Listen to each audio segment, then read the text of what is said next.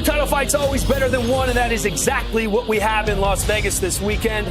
From start to finish, UFC 320 promising to be one of the most entertaining cards of the year, with championship tilts in the main and the co-main events. All 28 fighters set to roll through the weigh-in area over the next hour or so. A couple of them already ready to weigh in, including Cory Sandhagen. The UFC Morning Show is presented by Stake.us, America's favorite social casino. Sign up today using the code WEIGHIN. Welcome inside our Apex studios. Champ, Daniel Cormier. That's me. Former champ, Chris Weidman. We don't know why Laura she's here. Sanko. No, Expert. She's back. We miss Finally her. back. Laura, we Yes. miss you. I know, where have you been? Thank you. I have been doing a lot of contender series. It's a fun show.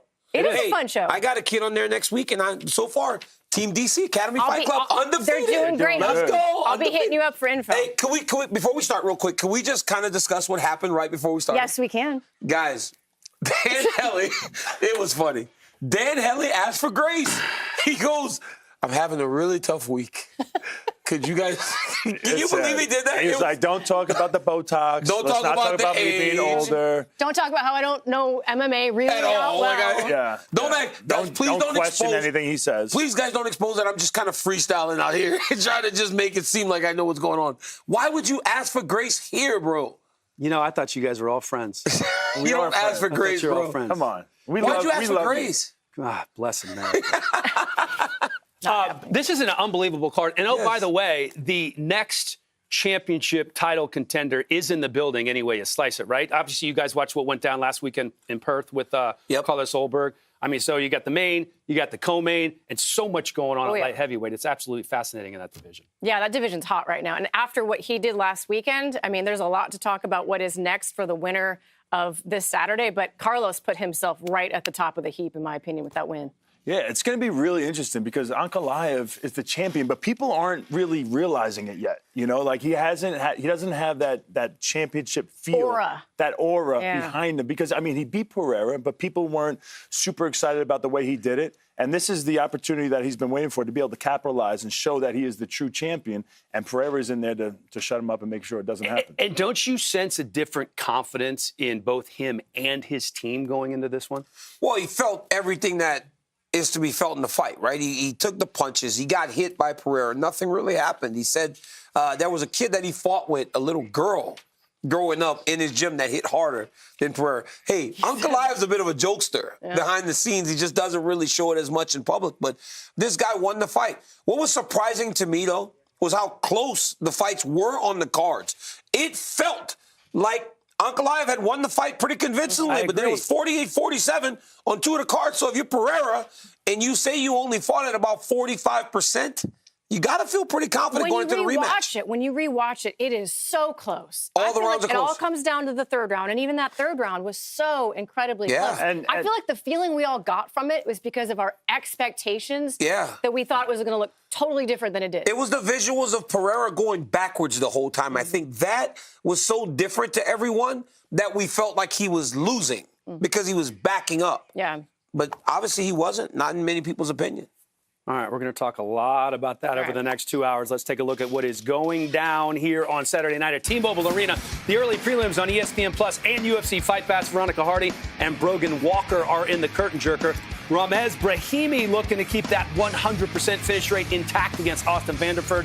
Macy Chasson taking on Yana Santos to wrap up the earlies. The prelims on FX and ESPN Plus. Daniel Santos and Jusong Yu both coming in red hot. This one moved to a catch weight at 153 pounds. It's the Golden Boy Edmund Shabazian and Andre Muniz, the first of three middleweight bouts on the card. As for the main card, Joe Pyfer kicking things off against Abus Magomedov. Josh Emmett meets Youssef Zalal in a battle of top 10 featherweights. Yuri Prohaska and Khalil Rountree in a potential title eliminator at light heavyweight. Then it's the co-main. Merab defending his bantamweight title for the third time against Cory Sandhagen.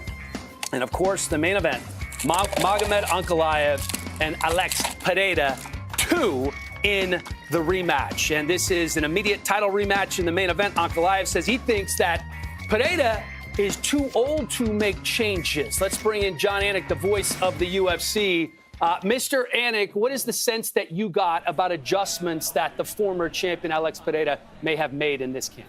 Well, I think adjustments can be made on both sides, but I think for Alex Pereira, a lot of his confidence is just rooted in all the work that he did in becoming a two-division champion, right? He is the most accurate striker in the history of the light heavyweight division. He was knocking everybody out at 205 pounds until this outlier, if you want to call it that. What I find fascinating is that public perception really differs as to how close that first fight was. You just heard from Laura Sanko. She thinks that fight was exceedingly close, as does my podcast partner, Kenny Florian. DC was right there on the sticks with me. When we called it, we maybe didn't think it was that close. When I watched it back, it was wicked close. I think there's actually an argument for Poatan. So I think Ankalaev can adjust as well. I think he is going to get at least one takedown this time around. But it's a fascinating fight. I think the betting line is too wide at present. Yeah, minus 270 for the favorite, the champion. Speaking of betting lines, Cory Sandhagen, a pretty big underdog as he goes in against Merab Dvalishvili. Definitely the most complete fighter that Merab has faced in his time as a champion. I want you to finish this sentence for me. If Merab wins this fight, he is what? The fighter of the year, to be sure, and certainly I have been a guy who has made an argument for him already as the greatest bantamweight of all time, as I support my guy in wardrobe today, Dominic Cruz, but it's all in front of Merab Dvalishvili. I mean, he has visions of fighting Petr Yan in December. This guy just became the champion last fall. He made his first title defense in January on the challenger Umar Nurmagomedov's timeline, by the way. It's incredible. I've also said I believe right now he's the biggest superstar in America in the UFC, even surpassing Poatan and Ilia Topuria. Don't at me. The world is Merab Dvalishvili's right now, and Cory Sandhagen is trying to take all of that and then some Saturday night. And you can see that Merab is here, was just right behind you, ready to weigh in here in just a matter of moments. Final question for you, potential title eliminator Yuri Prochazka and Khalil Rountree. When you talk to these guys, did they watch that Carlos Ulberg fight? Obviously, he's in the mix as well to fight for the title along with those two. Did they mention that? I've been saying, let's go for that. Let's go for that. In my hotel room this entire week, I got my Yuri Prochazka headband. Yeah, they both acknowledge what Carlos Ulberg did, but you got to control the controllables. It is so fruitless for them to think about that result and to maybe think about extra style points this weekend. You know, there's certainly things working against Prochazka, right? If Alex Pereira wins, he's fought the man twice. For Khalil Rountree Jr., a rematch between him and Poatan is complete fire, right? You think they would be of a healthy appetite to put that together. So we'll see what happens in the two fights this weekend, but certainly if you're a top flight light heavyweight contender, despite maybe the cleanest 1-2 in UFC history from Carlos Ulberg, that has got to be firmly on the back burner this weekend. All right, John Anik, thank you very much. As we mentioned, Merab Dvalishvili is here and ready to weigh in. Anik said potential fighter of the year if he wins this one. It started with the fight in LA where he beat O'Malley for a second time. The betting odds finally reflecting the respect that he hasn't gotten in the past. He's getting it now, nearly a 4-1 favorite.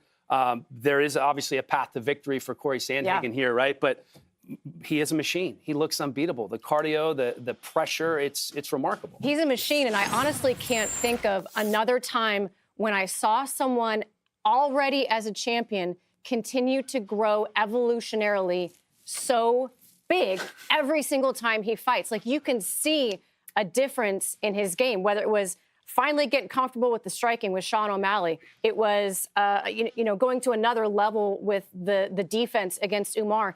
And then he finally figured out, and I talked to John Wood about this, how to be dangerous in those grappling exchanges. Said he was going to get the submission, got the submission. It's scary that the machine is learning. The machine is getting better. The machine is learning. He's AI. It's AI. He keeps getting better and better. He's talking about he wanted to fight till he's 50 years old. I mean, he's on a mission to improve every day. He hasn't stopped his work ethic. It's just nonstop, outworking everybody every single day. I've seen him do things in the gym that I've never seen anybody else do. I've seen him spar 5 rounds, each round a different guy, then spar outside the cage for another 10 rounds, then go to a different gym to spar another UFC fighter for his fight. What he does is just, it's crazy. You can't beat it. This guy is special, but the reality is he's tired. He's tired just like everybody else. He just does a better job of hiding it and not showing that he's fatigued. Sandhagen believes that in watching him prepare, there are spots where Merab seems to take the foot off the gas a little bit, and he thinks in those spots is where he is going to be able to take advantage of what Merab is doing. But this guy is the real deal, and he's just happy to be in the position that he's in. And when you're happy with life, happy with preparation, it can be so much easier to become a champion. Yeah. All right, let's get to the weigh-ins. All 4 co-main event and main event participants, the champs and the challengers, are ready to weigh in. We start with Cory Sandhagen. Yeah, Cory Sandhagen is ready for this opportunity. Thank you all for being here for the What a official phenomenal weigh-in for fighter. UFC He is Ankalaev so versus diverse. Pereira 2, and He has so many begin different in skills the that could co-main really event. cause problems First-time for Merab undisputed title Dvalishvili. challenger, But the it's going to be his number 4 footwork. UFC It'll be bantamweight in the his world, ability Cory to not be a Sandhagen. stationary target that will let him become the bantamweight champion. He's very tall for the weight class, very big, and he really does have a I don't care type of attitude that has allowed for him to be in this position today. The losses. 134.5. The losses, especially the Aljamain Sterling fight, really prepared him for this run he's been on to put himself back in this position. All right, next fighter to the scale is the gentleman around whom this fight card was built, the reigning, defending, undisputed light heavyweight champion of the world, Magomed Ankalaev. Ankalaev's got a huge chip on his shoulder, and I always say that's the most dangerous type of fighter that there is. You know, he's the champion right now, but he's not getting the love and the respect that a champion deserves. And he really wants to make a statement against Pereira in this next fight. 204.5, the official weight for Magomed Ankalaev. You know, everybody thought he needed a takedown against Pereira to beat him. He didn't. He was 0 for 12. All right, next Yeah. fighter to the scale is the other man around his whom the stand-up fight is not card getting was the built, the respect that it future Hall of deserves. Famer, Completely agree. former 2-division UFC champion and #1 ranked light heavyweight contender, Alex Poatan Pereira. Former light heavyweight champion Alex Pereira. You know, the storylines coming into this one are fascinating to me because obviously the way that last one played out, there's a lot of questions why he was fighting the way he was. Was it because Magomed Ankalaev the official forced him into that? Was Alex it because of Pereira? injuries? And with Was it that, because of a sickness? 320 main event He's coming is off one of the now longest official. layoffs of his entire career. He is rested. He is focused. And I think we've Right, seen next that fighter leading to up to the this. scale, And just in the making interviews, he seems third very dialed defense in. of his bantamweight title here in 2025, the undisputed bantamweight king, Merab Dvalishvili. The machine. He's on a 13-fight win streak, man. What a tear. 5 former champions he's beaten. I mean, he's in as one of the greatest of all time, if not the greatest of all time at the bantamweight division.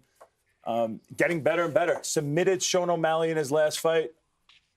And he cuts weight in such a weird way. Yeah, he does. Starts weight cutting in the beginning of the week. And he doesn't eat. He starves himself.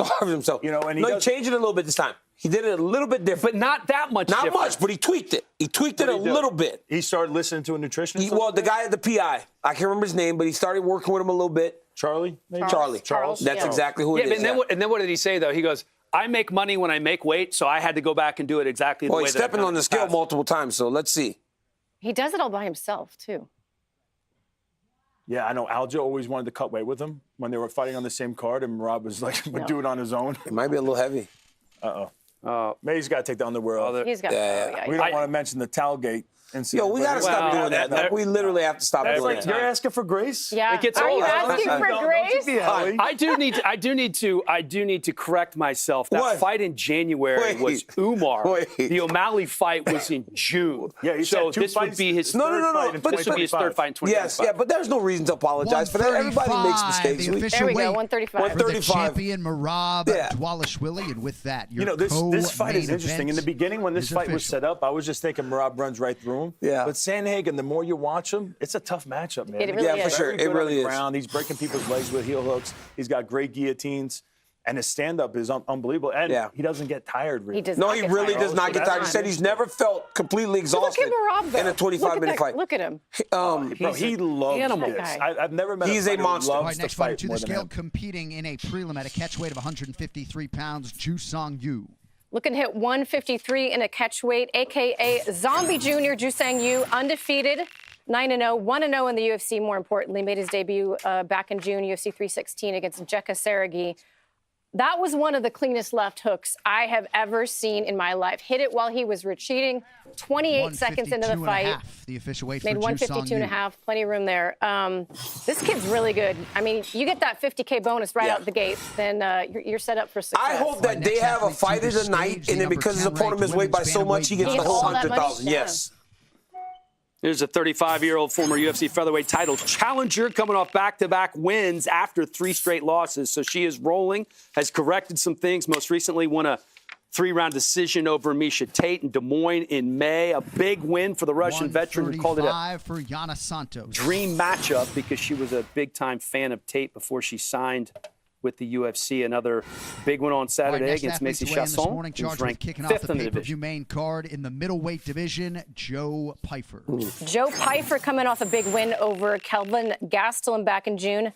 One of the biggest punchers in the division has finished all of his UFC wins except for the last one against Gastelum, which I don't know what it would take to get Kelvin Gastelum knocked out. Training at Marquez MMA in Philly alongside Sean Brady. Got some work in with our friend Dean next Thomas to the scale, also as well, who will be in his live corner. on pay-per-view, the number 8 ranked featherweight in the world, Josh Emmett. Josh Emmett is the wrecking ball of the featherweight division. He comes in, he switches from orthodox to southpaw, winging big overhand lefts and rights.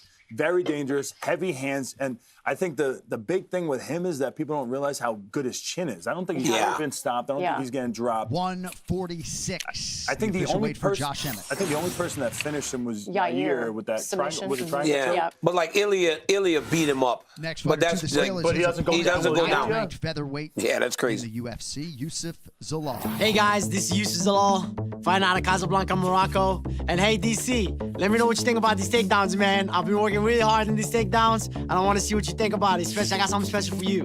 Oh, so he's promising more wrestling. He's been using wrestling in his last few fights also. 46. He's got a lot of submissions. Yes, he's got submissions at the right time. He uses his wrestling. Last fight, though, that 3rd round left a bad taste in people's mouth because he ran so much.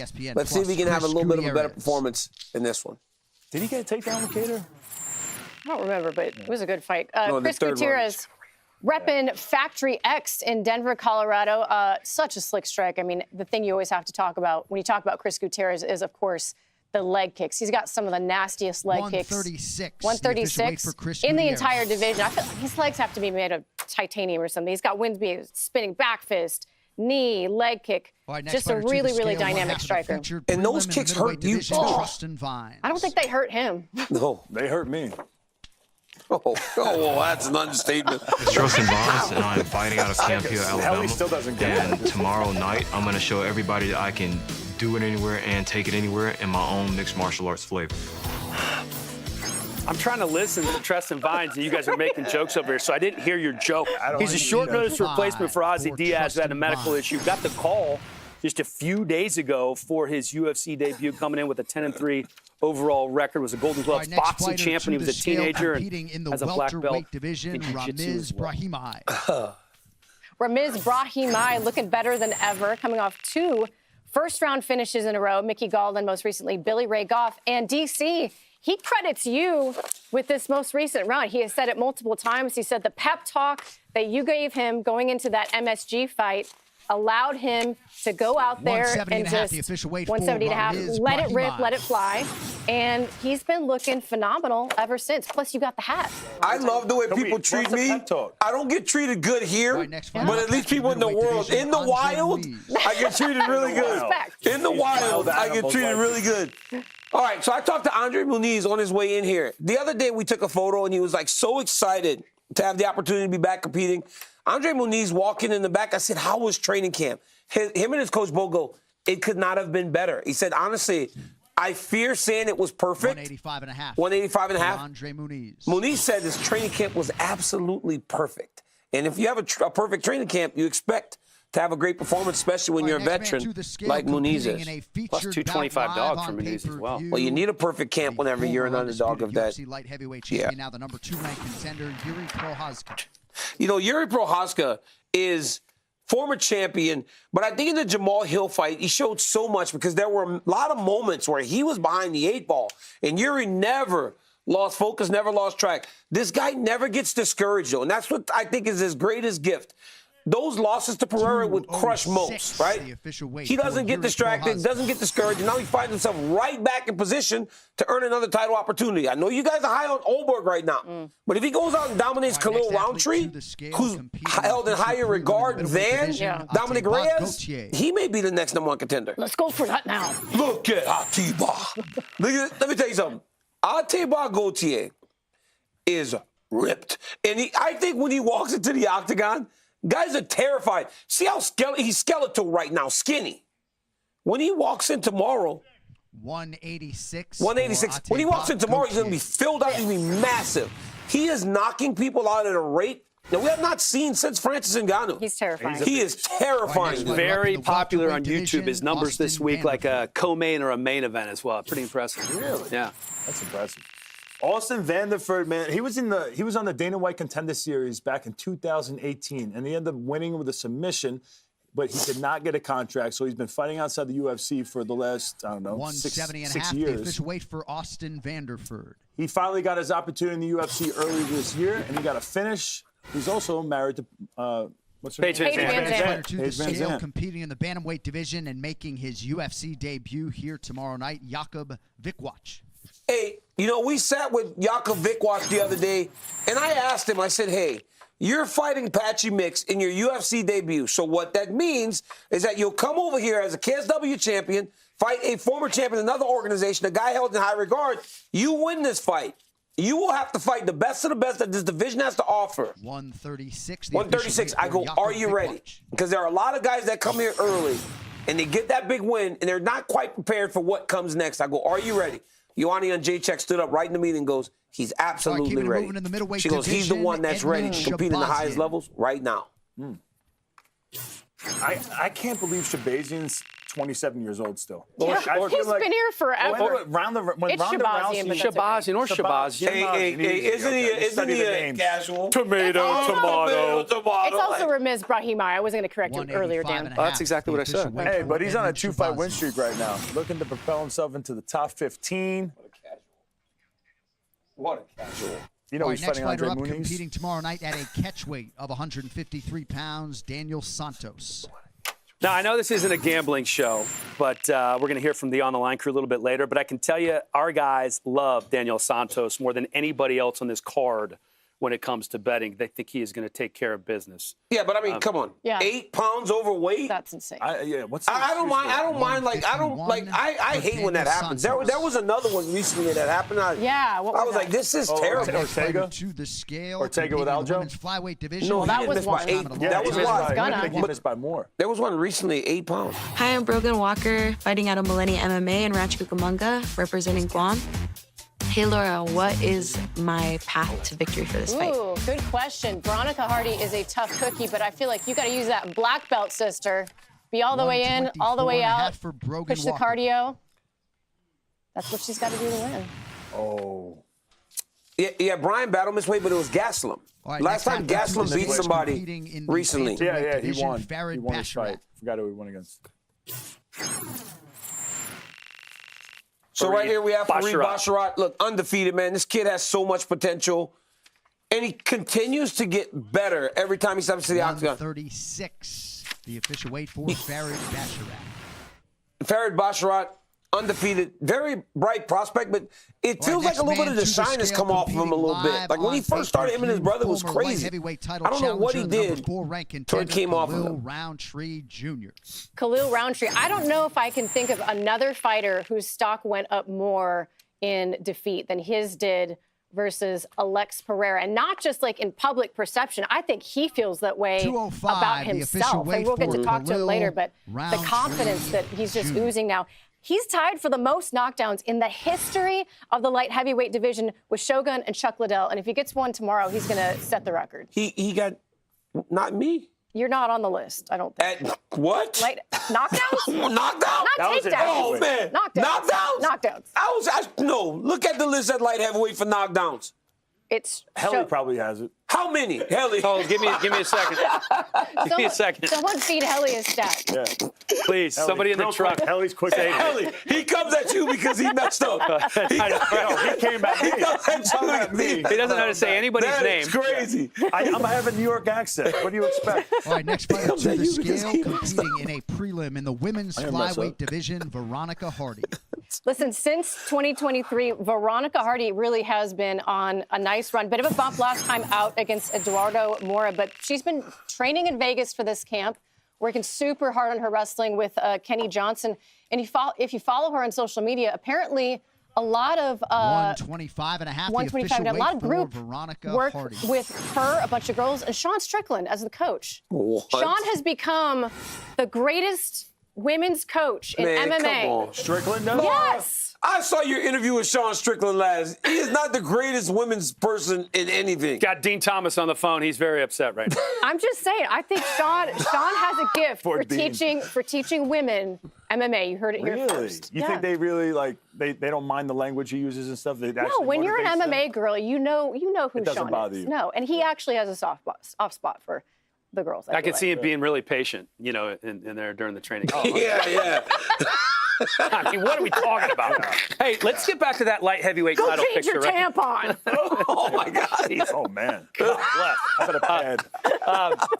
So Khalil Rountree would love to see Pereira win, and he would like to get a rematch with Pereira. Is there a path for one? Obviously, there is a path, but do they need to have a finish equivalent to what Olberg did in Perth? I think he probably would rather I think he should want Ankalaev. That's what I'm because saying. It's not a matchup That we've seen before. We've seen him. He got battered by Pereira. He showed his heart. He showed how tough he is, but he lost that And fight. Yuri has pretty also lost to decisively. LX. So Yeah. right? No, Those guys Yuri needs Ankalaev to Ankalaev I stay. think to they win. both need both- Ankalaev to win. yeah. I think Olberg Yes. wants Pereira to win. Yes. I think Olberg, a fresh matchup with Pereira. He's training partners with Adesanya. You have that history. That'd be a huge fight. I think that's a huge fight. He's very good looking, right? I think don't ask My Laura. husband, listen, my husband watched him fight. He's like, that's the most beautiful man I've ever seen. Are you kidding me? No. Black Jack Olberg? is a good-looking dude, man. I know it's hard for you to admit when other guys are handsome, right? Because you're unwilling to do that about, Well, it's hard about whenever- Weidman. It's because he's It's hard whenever he's you're light-skinned too. That's It's why. kind of hard when you're extremely handsome to call another man handsome. Like I look at you and you're barely decent. But I mean, I walk around with this face. I know it's hard. It must be awesome. difficult. I just have to say, does our audience realize what I have to put up with when I'm acting like a professional on this show? And Tweedledee and Tweedledum over here Hang on are a second. just. Hold on. Did the professional? Why are you off to the attacking corner. Are you us? feeling bad for you right Let's take now? a Why are you look. attacking us? Let's take a look. Let's take a look. Let's take a look. We've got some. Oh no. Yeah. You guys are just. I can't even concentrate. You're just writing notes back and forth. No, he's I was saying puppet master. I don't know what that is. I mean, this did happen, and I kind of forget that I'm the over camera. here trying to do a job. I forgot about this. These No. producers are good. Could I tell you? Look at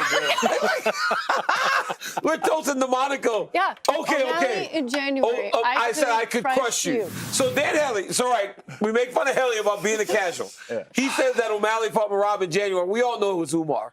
So then instead of exposing him, I write a note telling him that if I said O'Malley in January, I could crush you if I want to. And he said, then I told him, apologize now. I shall give you grace. I said, apologize now. And when I told him, I said, I shall give you grace on this one. But then he just didn't look because he was so mad that he thought he had to apologize, that he went and apologized when I was telling you didn't need to. It wasn't apologizing. I was just correcting myself, and I appreciate that you let me know I had made an error, and I corrected myself. But That's I what was you do in giving life. you grace, That's man. what you do on TV. But clearly, this show is all about Daniel Cormier. What So why don't? Always, So always. What?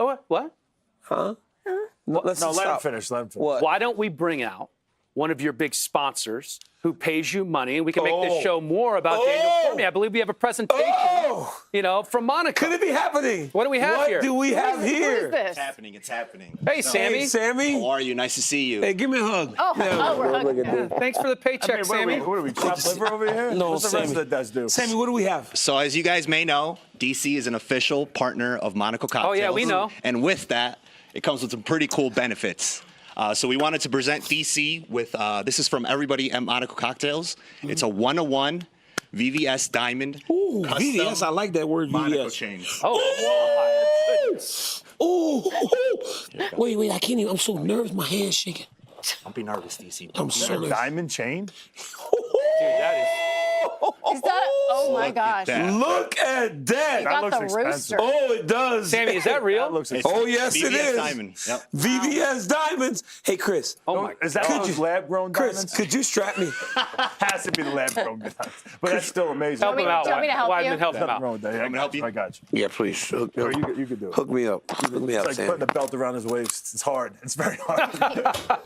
Don't be needs a jealous. he needs a The longer jealousy's like it's flying off of you right now. I'm obsessed. I'm a little upset. Oh. I want a necklace. Hold on. Hey, see how that belt fits. Yeah, they may not have no strap. Ah, look at me. Ah!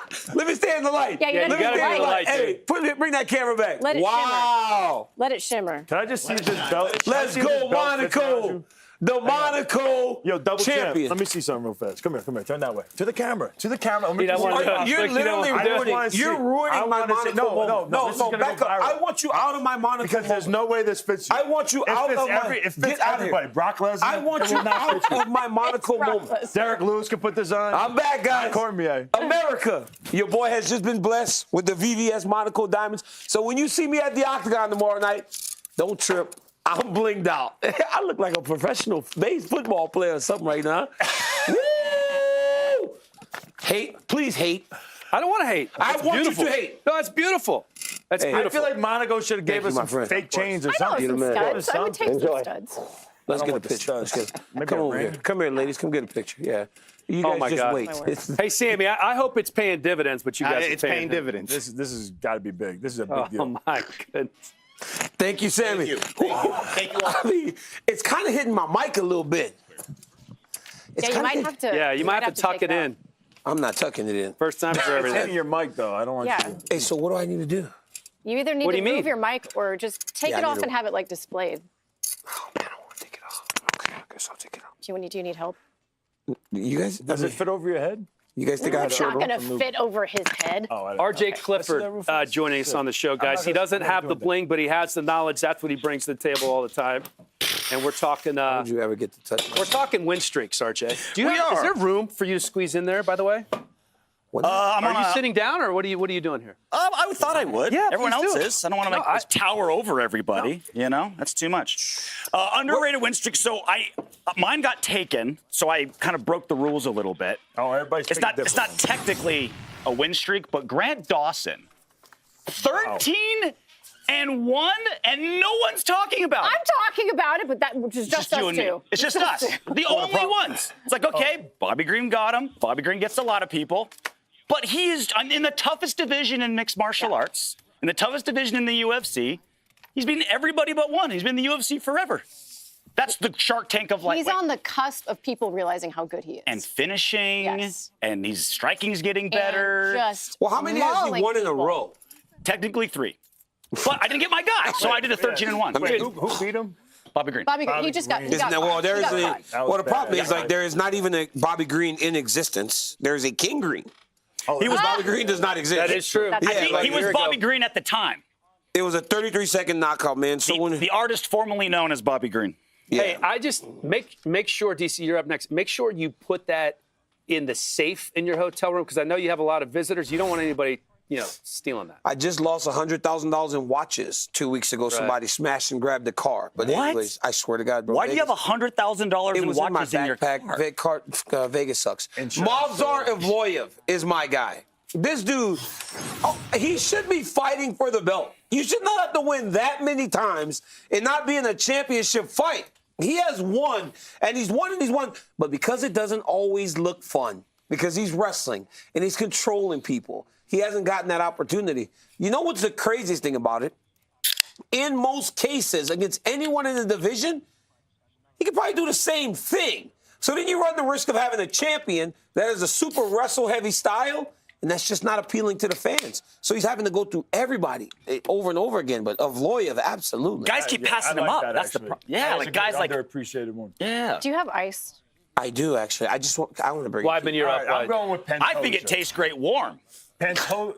Can I get a sponsorship? No. Go ahead. No, you're not me.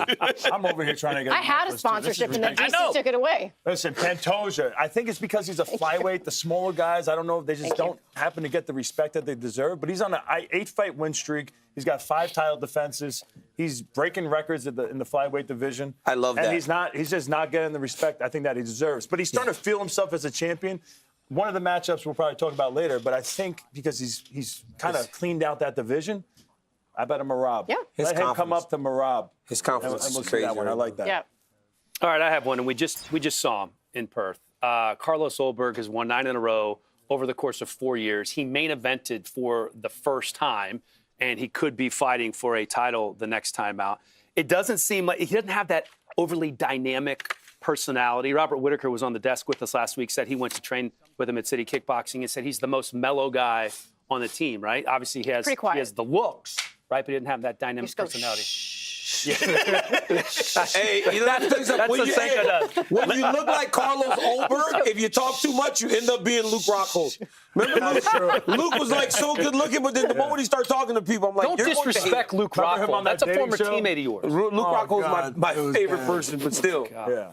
You're the only person on this desk that's ever disrespected him. Yeah, Helly. How about when you did? Should we bring that? No, let's not bring that back up because it about ruined. Don't do that. Senko, you're up. Is it my turn? I have Mario Bautista. Oh, my God, yes. 8 in a row. Dominated Patchy Mix, Jose Aldo, Ricky Simone, Damon Blackshear.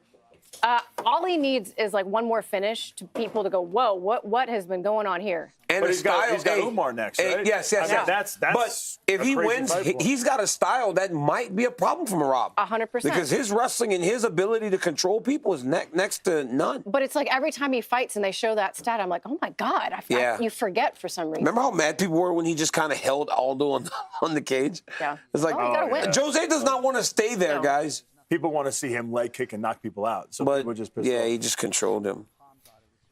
You know, Magomed Ankalaev has the second longest win streak in light heavyweight history. Nobody picked him. Still seemingly flying under the radar as a champion. Will this fight kind of stamp his career if he can beat Pereira for a second time and kind of elevate him to the status of one of the best? I think if he knocks him out, or if he does something special, or if he widens the gap between this fight, if this fight looks just like the last fight, I don't know that it does a whole lot for him. It's got to be big. Usually when you share the octagon with someone that is of that stature, I'm talking Pereira, and that star ability, you get a bit of a rub off of them. Like people go, oh, I know that guy now because I remember watching him when I was tuning in to watch Pereira. He hasn't gotten that. Now, I don't know why he hasn't connected quite yet, but he's been more vocal this week. The bad blood between him and Pereira has helped. I think more people are paying attention. In his corner of the world, they love him. But ultimately, to resonate to the people around the world, he's going to have to do something special. Beating Pereira twice would do the trick to a degree. He has to do something like special, dominate him in a way that people aren't expecting for it to truly elevate him. Yeah, no, I kind of disagree. I think that any way that he wins, he beats Pereira twice. No one's beat Pereira twice before. He's lost. Only and then Izzy he comes back, he wins in the rematch. But he didn't though. In the rematch with Izzy just said go up to 205. What is he, 4-1 on him? He only lost one time. Izzy's beaten him once. But Izzy told him to go up. Yes, you're right. No one's beating him twice. If Ankalaev is able to beat him twice, whether he's taking him down and it's a more of a boring decision, no matter what way he beats him, knockout or not, he's the champion. And I'd like to ask somebody. I'd like to ask like Khalil Rountree or somebody about that. Like if they think that he needs to. Yeah.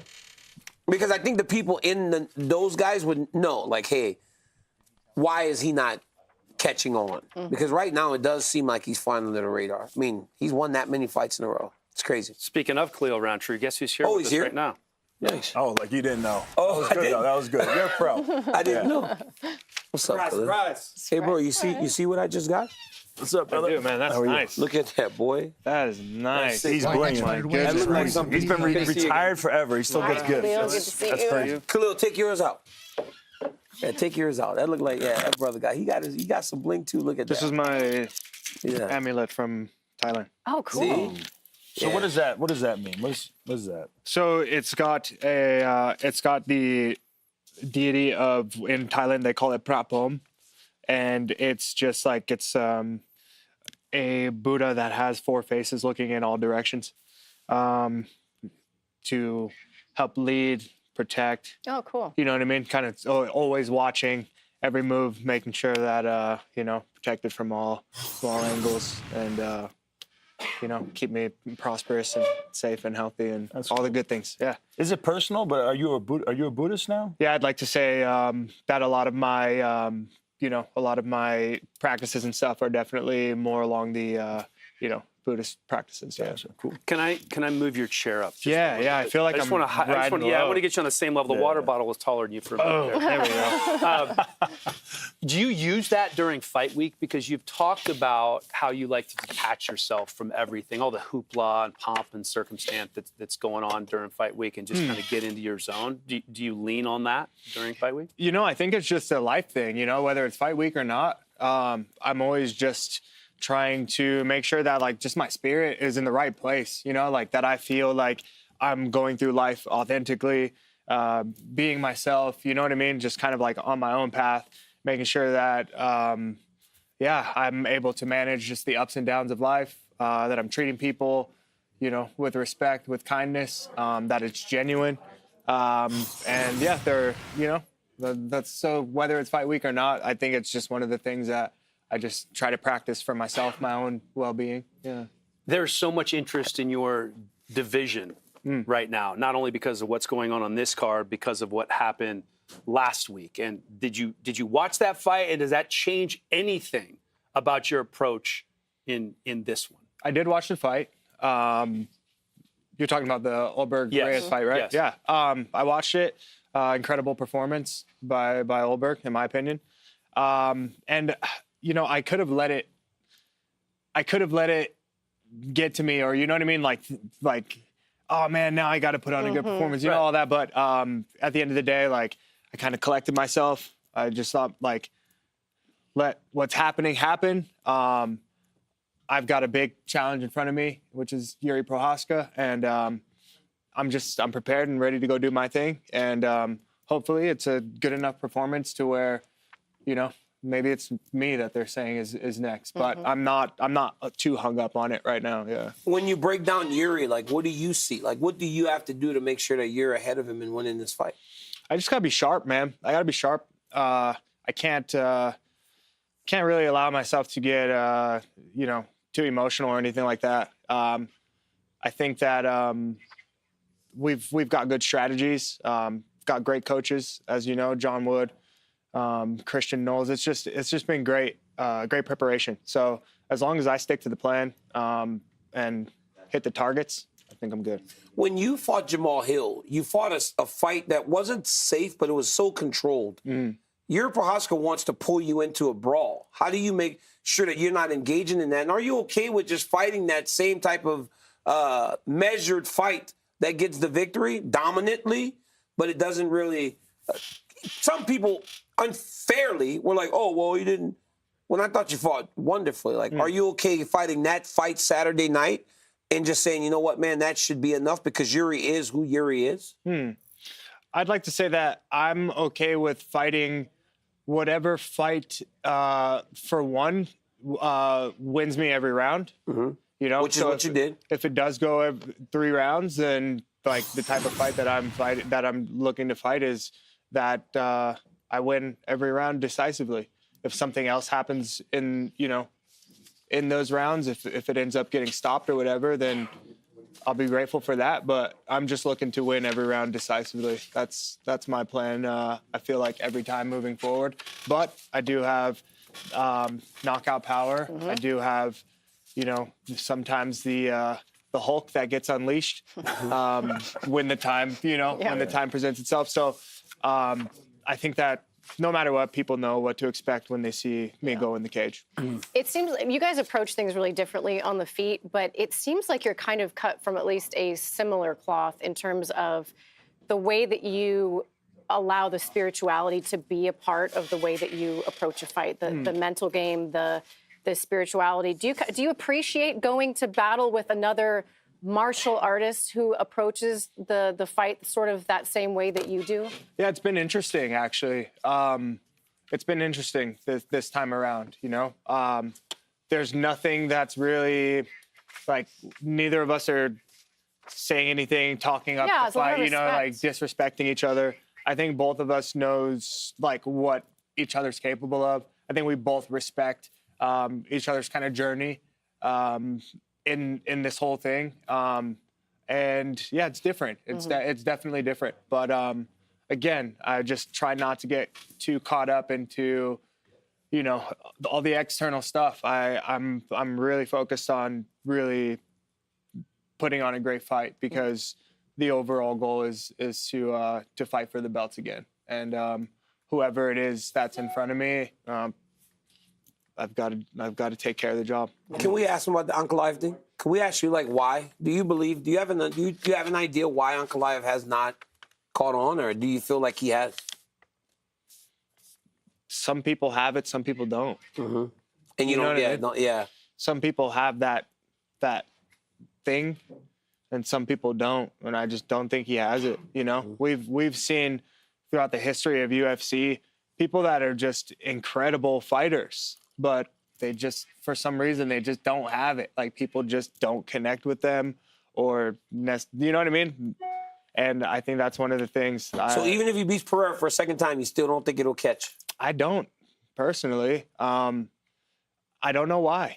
You know what I mean? I don't know why. But even like at the press conference yesterday, you know, it's like there's just a bunch of boos and stuff, and it's just kind of feedback. Like, the people want to see something different. Like, the people want to see guys like Alex or me or you know, let's just keep me and Alex at the top. They just want to see guys like me or Alex be the champion in this division. And I can't really explain much more. That's how I see it.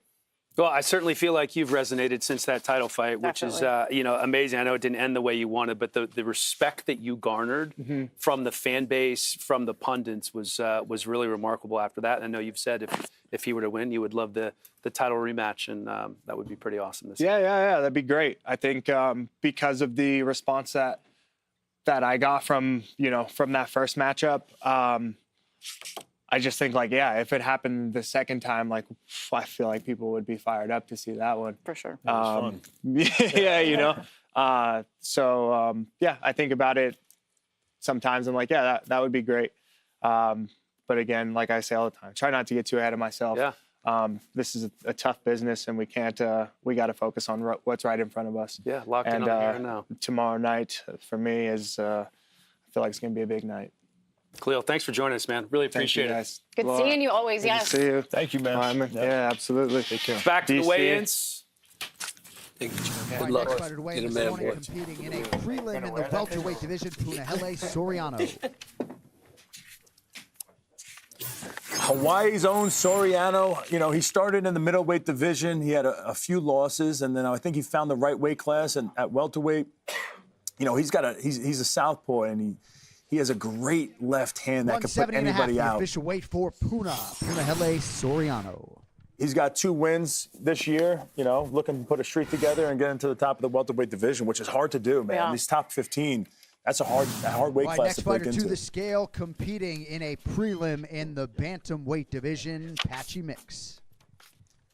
Man, Patchy Mix, man, he was one of the biggest stars outside the UFC. He came in on his debut. And, you know, he didn't look great. He was going against Merab Dvalishvili, a guy that, you know, is on this huge win streak. And it was a tough fight for him. Probably had some of those UFC jitters.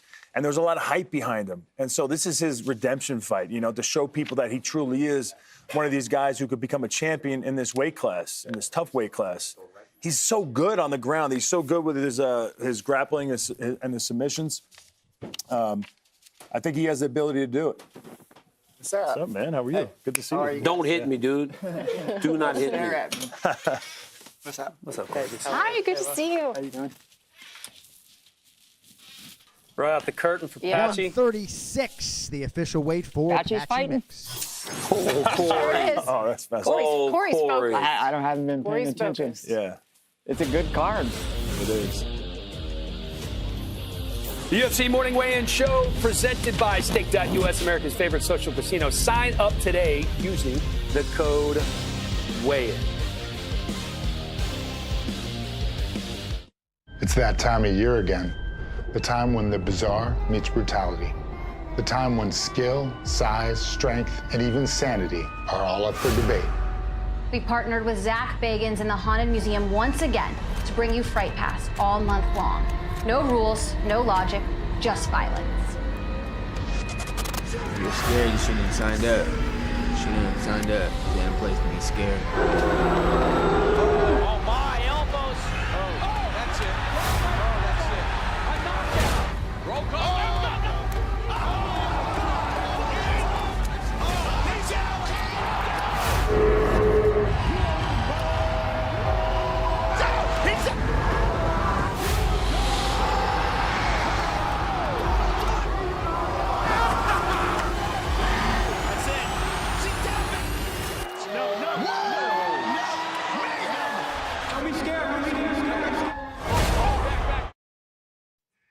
And I know this guy's hoping for a little Fright Pass on Saturday night against Merab.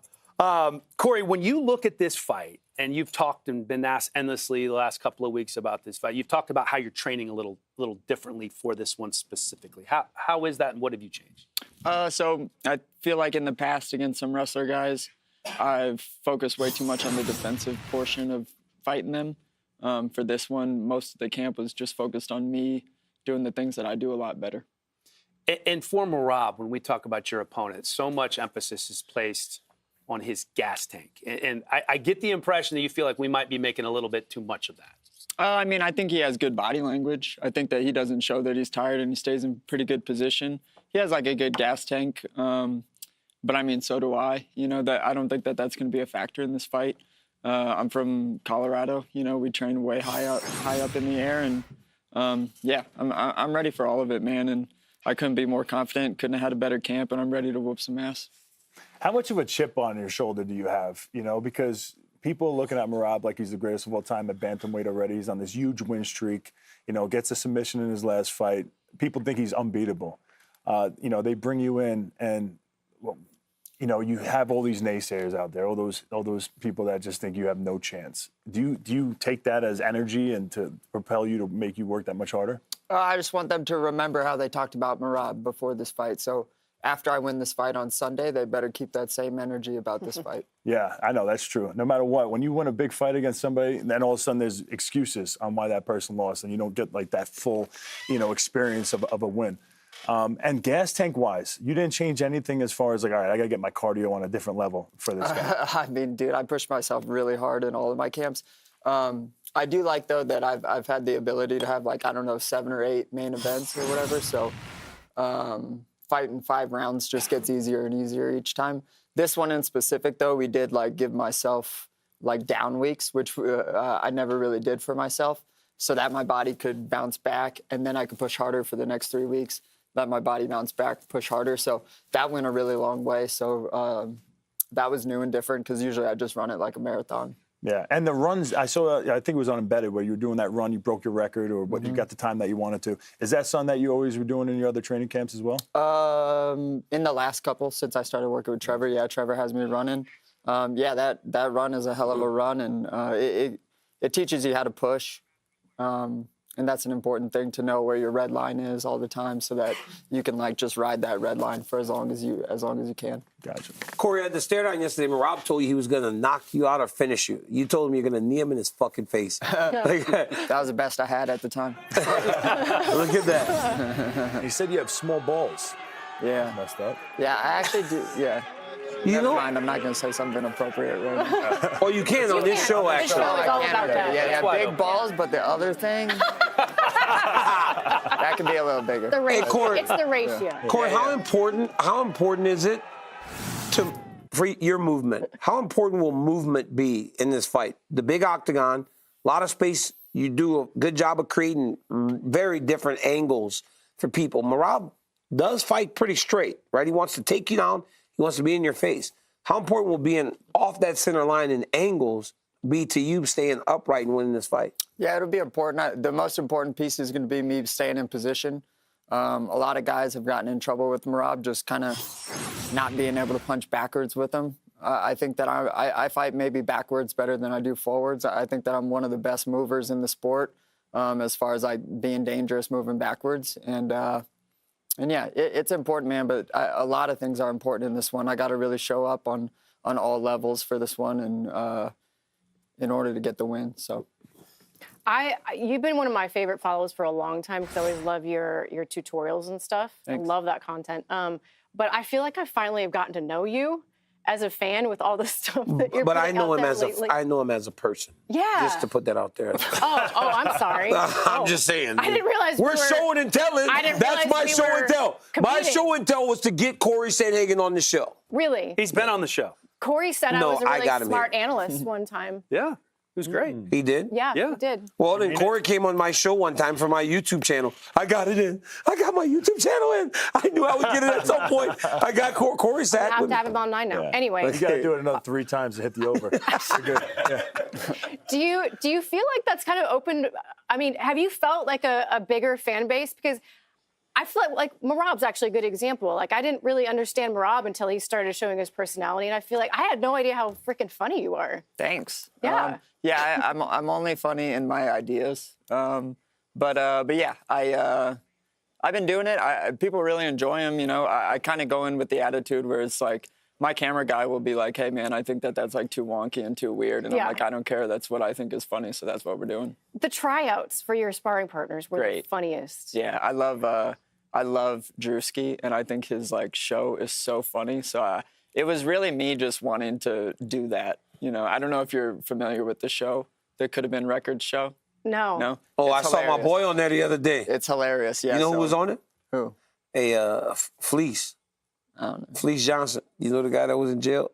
I don't follow anything. I'll show I feel you. like I'll it's see you some watching The videos. Office, but it's set in like it's The Yeah. Office type of humor. It's Yeah, totally yeah. deadpan. Well, I love want it. to love let's show the audience a clip of video from the YouTube channel. This is one of the funnier things that you've done as of your late, and it was YouTube really all by is- yourself, but it was pretty damn good. Check it out. Oh, hey there. You again? Well, I just want to tell you that I think that you did a really good job this weekend. Oh, all right. Well, thanks. But I also think that you don't even deserve a title shot still. You don't even deserve a title shot because last time you lost to Umar still. Yeah, Umar whooped you. Well, yeah, that's how the sport should be because you shouldn't be able to fight for a title after you just lost to someone that just also lost for a title. And guess what? You know what else? Pereira also whooped you, and he whooped you on October 22nd in 2001, and that was not even that long ago. So he deserves a title shot even way more than you do. Even way more than you do. Yeah, dude, but I was winning that fight all the way up until I got knocked down, so that's not even like a good argument. Yeah, I remember because the one thing that hit it was like a spinning, back fist and punch afterwards, and knock you down and you look like a stupid idiot when you did that. Are you done, dude? Can you just get the out of here? Yeah, well, I'll leave when you finally admit that you don't even actually deserve that title shot. No, dude, go yourself. I do deserve it. Say it. How He about got mad at you. You up, bitch. Oh, you hit me. Mom says that you don't know how to hit me ever in the face. Yeah, that is pretty funny. All right, let's play this game. Let's play this game. Merab went to Georgia, and he had a parade, and there's a lot of people there. What do you have in Colorado? What's in Golden, Colorado? Do they know who you are? What do they say when you walk around? Not bad. That was good. I mean, what do they say? He's good at this stuff. Yeah. You know? I mean, are you just going to sit there and say nothing? I know you just weighed in and cut weight. What's the big deal? Oh, you're talking to me? My turn? Yeah, that's that's a funny character. I like We're that all guy. we're all gonna try it. We're all gonna try it. That's Go what I wild. imagine is like sending mean messages. Cory on the other end Sandhagen, of the I think thing. you were a dweeb. I think you're too tall for the weight class. And Look at the camera. You Look at think the right you're good? camera, Chris. It's a real I issue. am. I'm on this one. It's a real issue, man. We've had this issue for so many shows. I mean, he's been on TV for You're like 3 pointing years the wrong now. camera. We have literally had this issue for one. years. The now. red light. Why? You tell me. No, the it's red this light one. on top of the camera. I'm on the right one. And you're just a dork, and you're tall, and you're really smart, and because you do flying knees does not make you good, okay? And, This is like you did a calf slicer or broke somebody's leg, and you're just not good, and I think Merab's going to kill you. Yeah, let's go. I got one for you.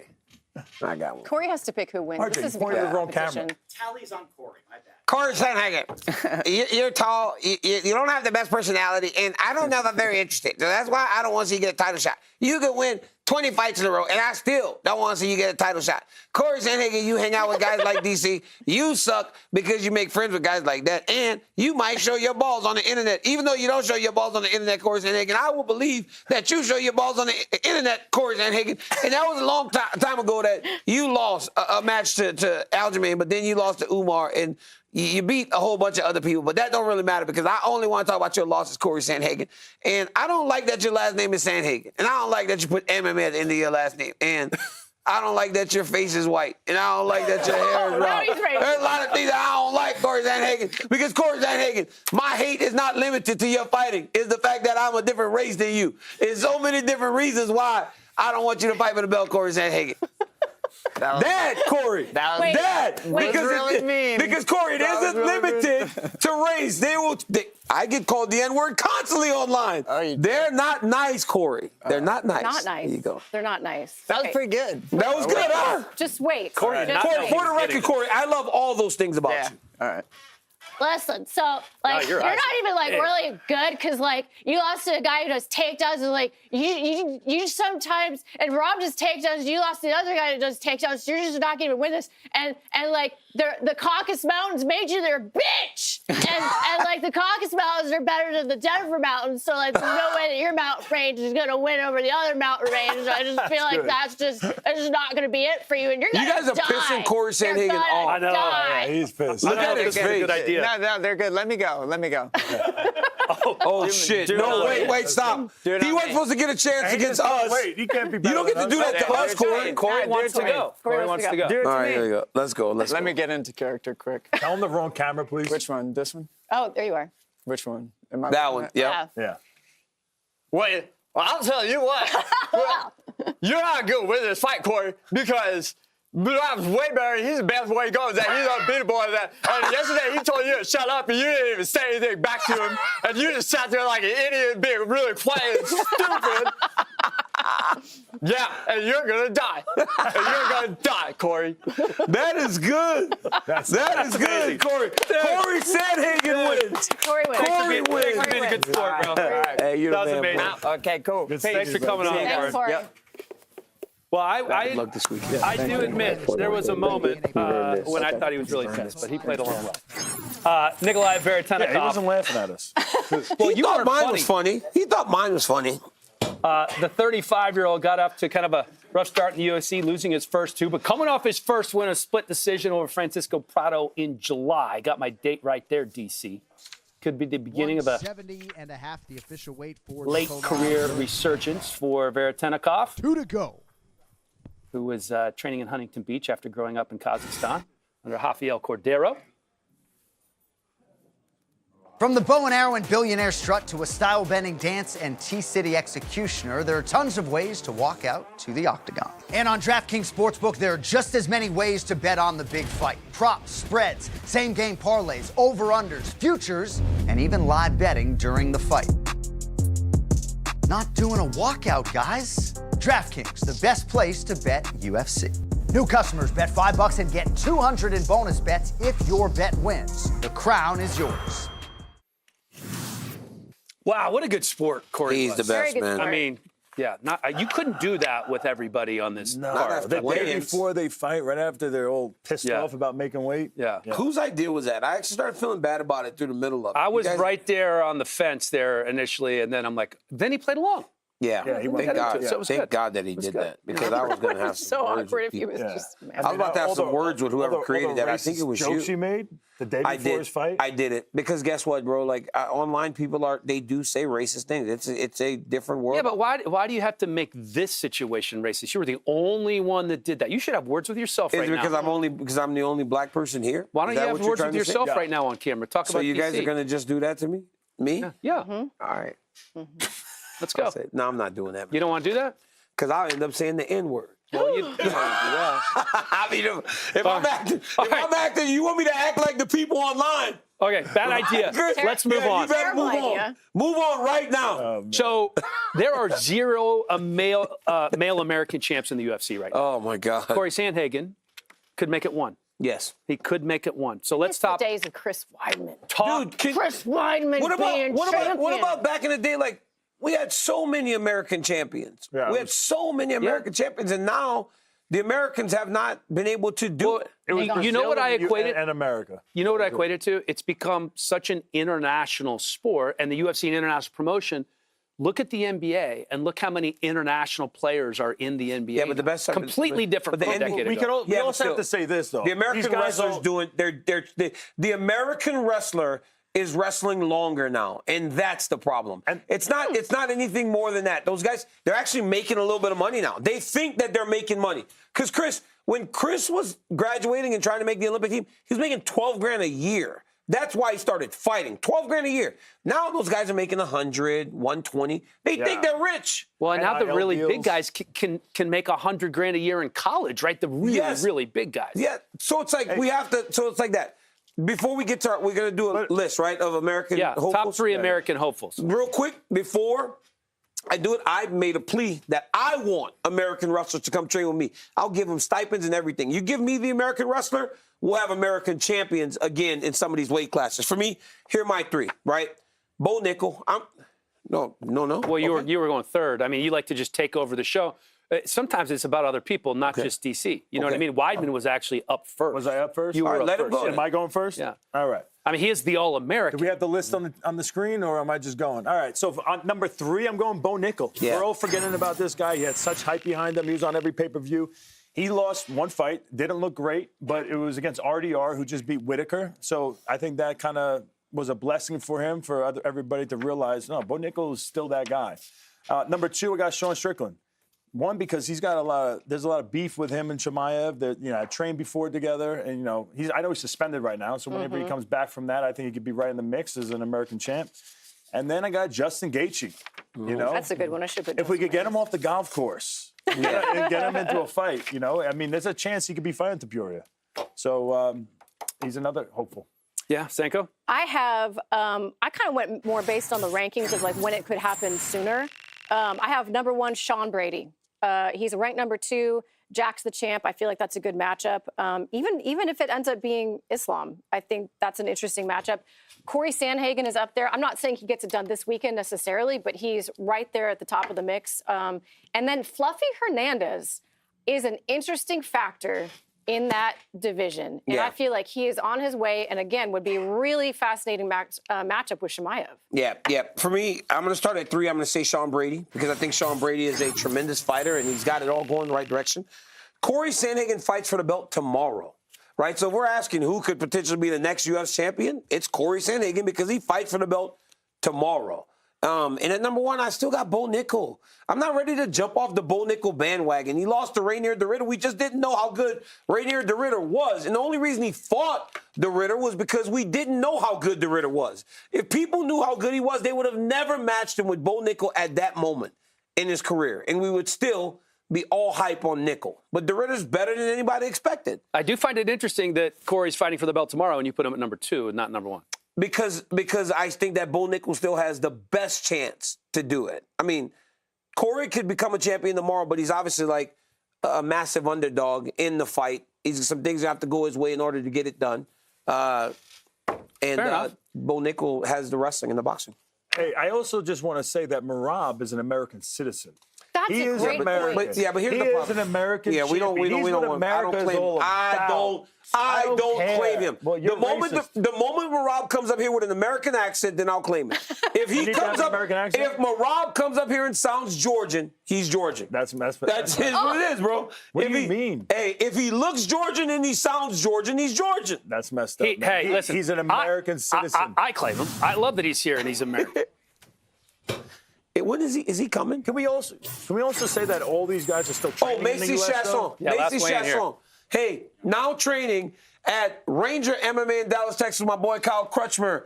New team that they've built, right? Was very close to Macy while she was at Fortis, and now they're training together At Ranger MMA. 138 for Macy Chasson, 2 pounds over the bandwidth. She's 2 pounds over. She's 2 pounds over. She's got another. She has an hour if she wants to try to make the weight. Let me shoot a text message right now. I'll let you guys know. How much was she over? She was 2 over. Are you texting I don't know her? if the clothes weigh 2. That's bold.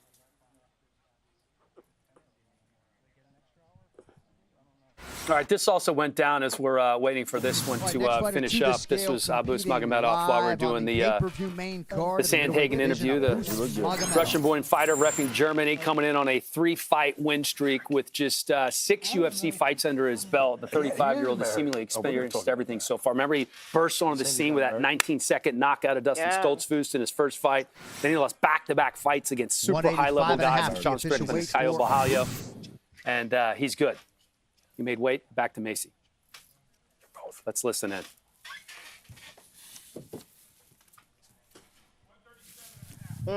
137.5 for Macy Chasson.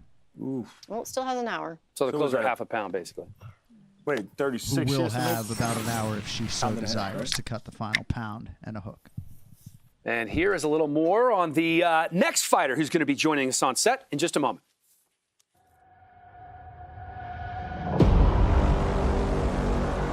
This guy took the long road to the title and did it through hard work and determination.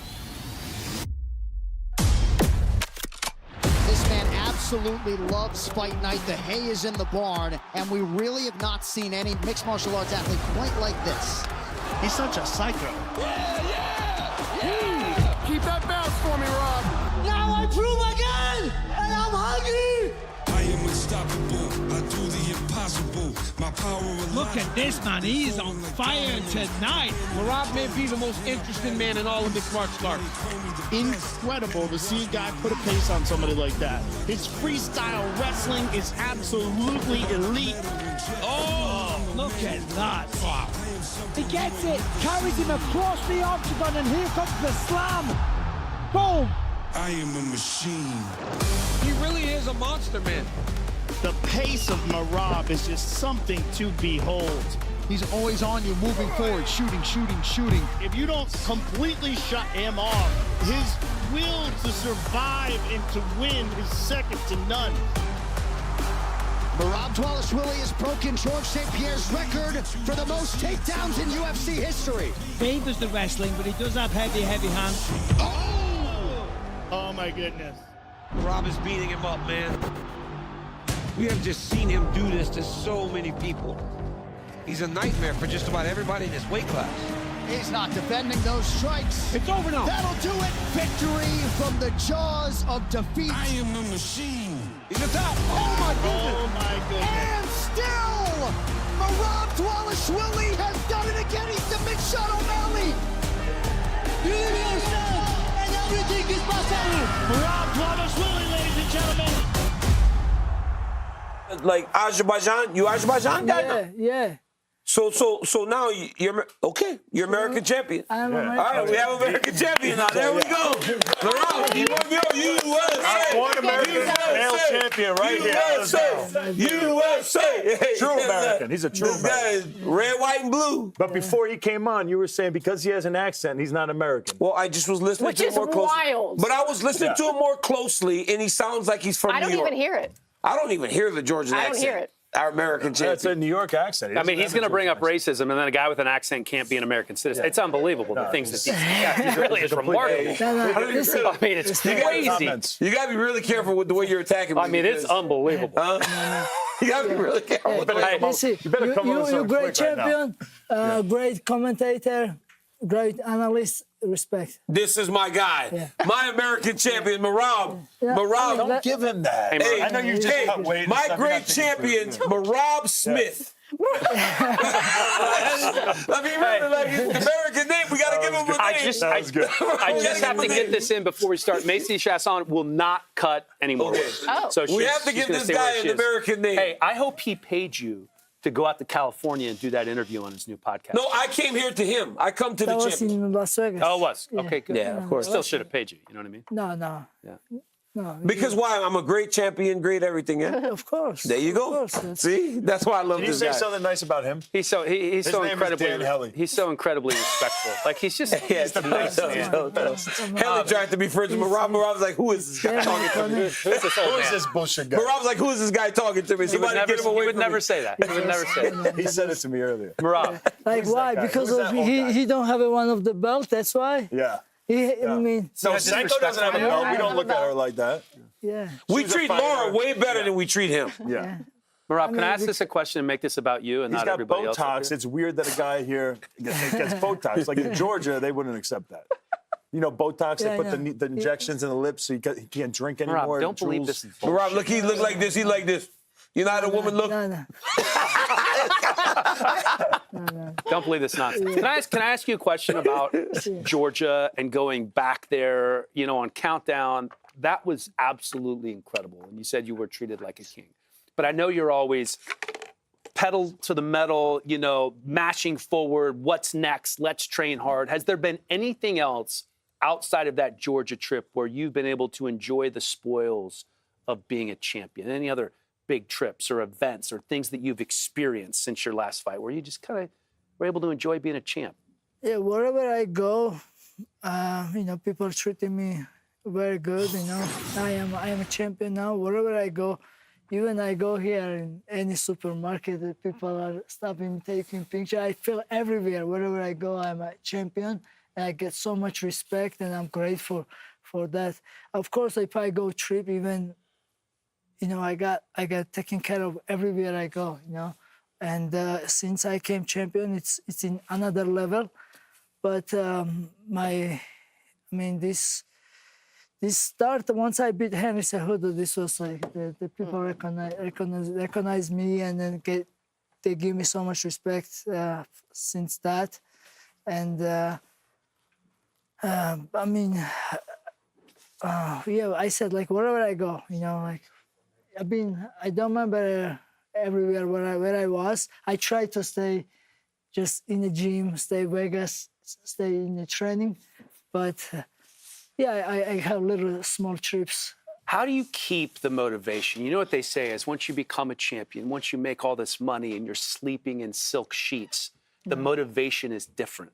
But I think you're a unicorn in that sense. I think you find a way to be motivated. You're running, you know, the day after you win a title. How do you keep that internal motivation?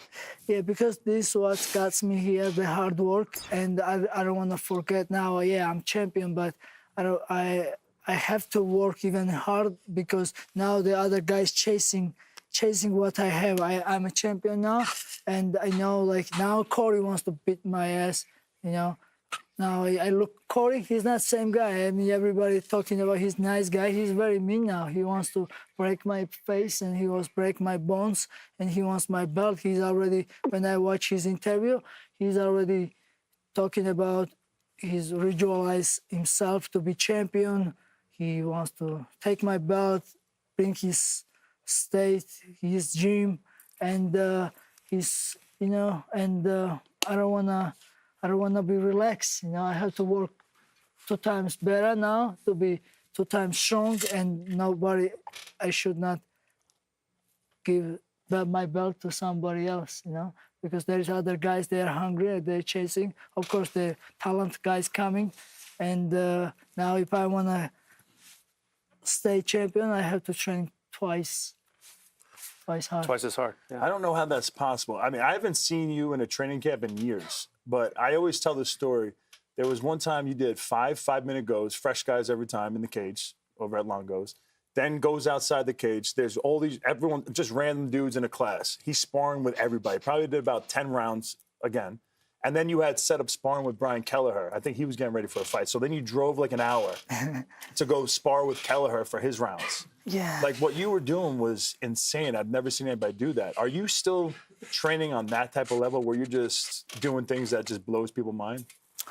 Yeah, luckily in Vegas, we have a lot of training partners here in Syndicate MMA. I don't have to go somewhere else, you know. In Longos, you know, like, we have guys, but like the high-level training partner was Aljamain Sterling, maybe Alf Odik or other guys was big. And Alaya Quinta was bigger than me. And so like here in Vegas, in Syndicate, we have a lot of training partners in my weight class, and people come and go visiting. We have the guys who are staying, training in the gym. And yeah, I tried my best, I try to keep sparring, and that's how I'm getting better, real sparring, because that's how it works for me. Even like yesterday with Coach Wood, we try to like cut weight in hot water. I only in jacuzzi, only 2 pounds. Imagine like we try to go, like I have 6 pounds left, and then coach was very positive. I think we can do it. We can cut 6 pounds in the hot water, and with preparation everything before. But when we go, only 2 pounds. We cut. I mean, I think I'm different style. Like I'm like all. So what did you do? Well, yeah, I want to know what he. Good what do for you you do? for trying. What did you do after trying losing only 2 pounds? Like a madman. And then I tell Coach Wood, hey, Coach, I will do it my own way, like I used to do it. And then Coach was shocked, like how it's works for Because everybody. normally it drains you. You're But the doing water active drains stuff. So you're doing like Yeah, running. and then what I do, I go downstairs, I open window, I need to press here. I got here, like, I try breathe, and then I take my time, put like sweat, put a lot of clothes on, like sauna suit, and then go my garage. I have a treadmill and run 25 minutes, speed, and then finally sweat's coming, and a seat, and then we're doing stretching, and then the sweat's coming. And that's how I cut. Yeah. This is the way we used to do it. It's a monster. It's an old school way. But you know what? I think that forges the mind, right? It makes the mind prepared. Like, I never cut weight in the bath or anything. I always ran and stuff like that, too, because you know that guy is just laying there, hoping that the weight falls off, and you're willing to work the weight off. And I feel like that's just aligned with your thought process. Does that give you a little bit more of a, I know he didn't do what I did to get here. So once we're in that octagon, it's just a matter of me cashing the check, right? Like, it's not about whether or not I'm winning or losing. I've done the work. It's about me just going and collecting what's earned. I don't know, because like everybody's different, If I was able to cut weight like this easy, I'll take it. But I guess I need to do harder way. I need to learn harder way. I need to lose weight hard way. I need to learn hard way. I need to get punched. I need to wrestle. I need to, I cannot just learn or do things easy way. Yeah, nothing easy. Yeah. Before your last fight at that dinner, Coach Wood was sitting next to me, and he goes, "Watch for the submission this time. Watch for the submission." Yeah. And then, of course, you go out there and you do what you did. What do we need to look for this time? Yeah, I'm still getting better, and yeah, don't be surprised, if you guys look, my hands sharp and chase the guy.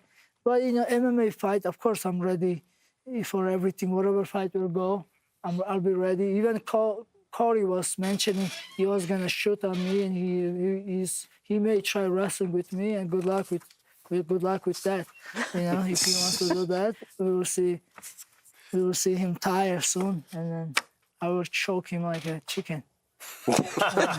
Because today I saw him. He's mean, I see him. I feel his energy. He wants to knock me out. He wants to punch me hard. He wants to break my bones. No, man.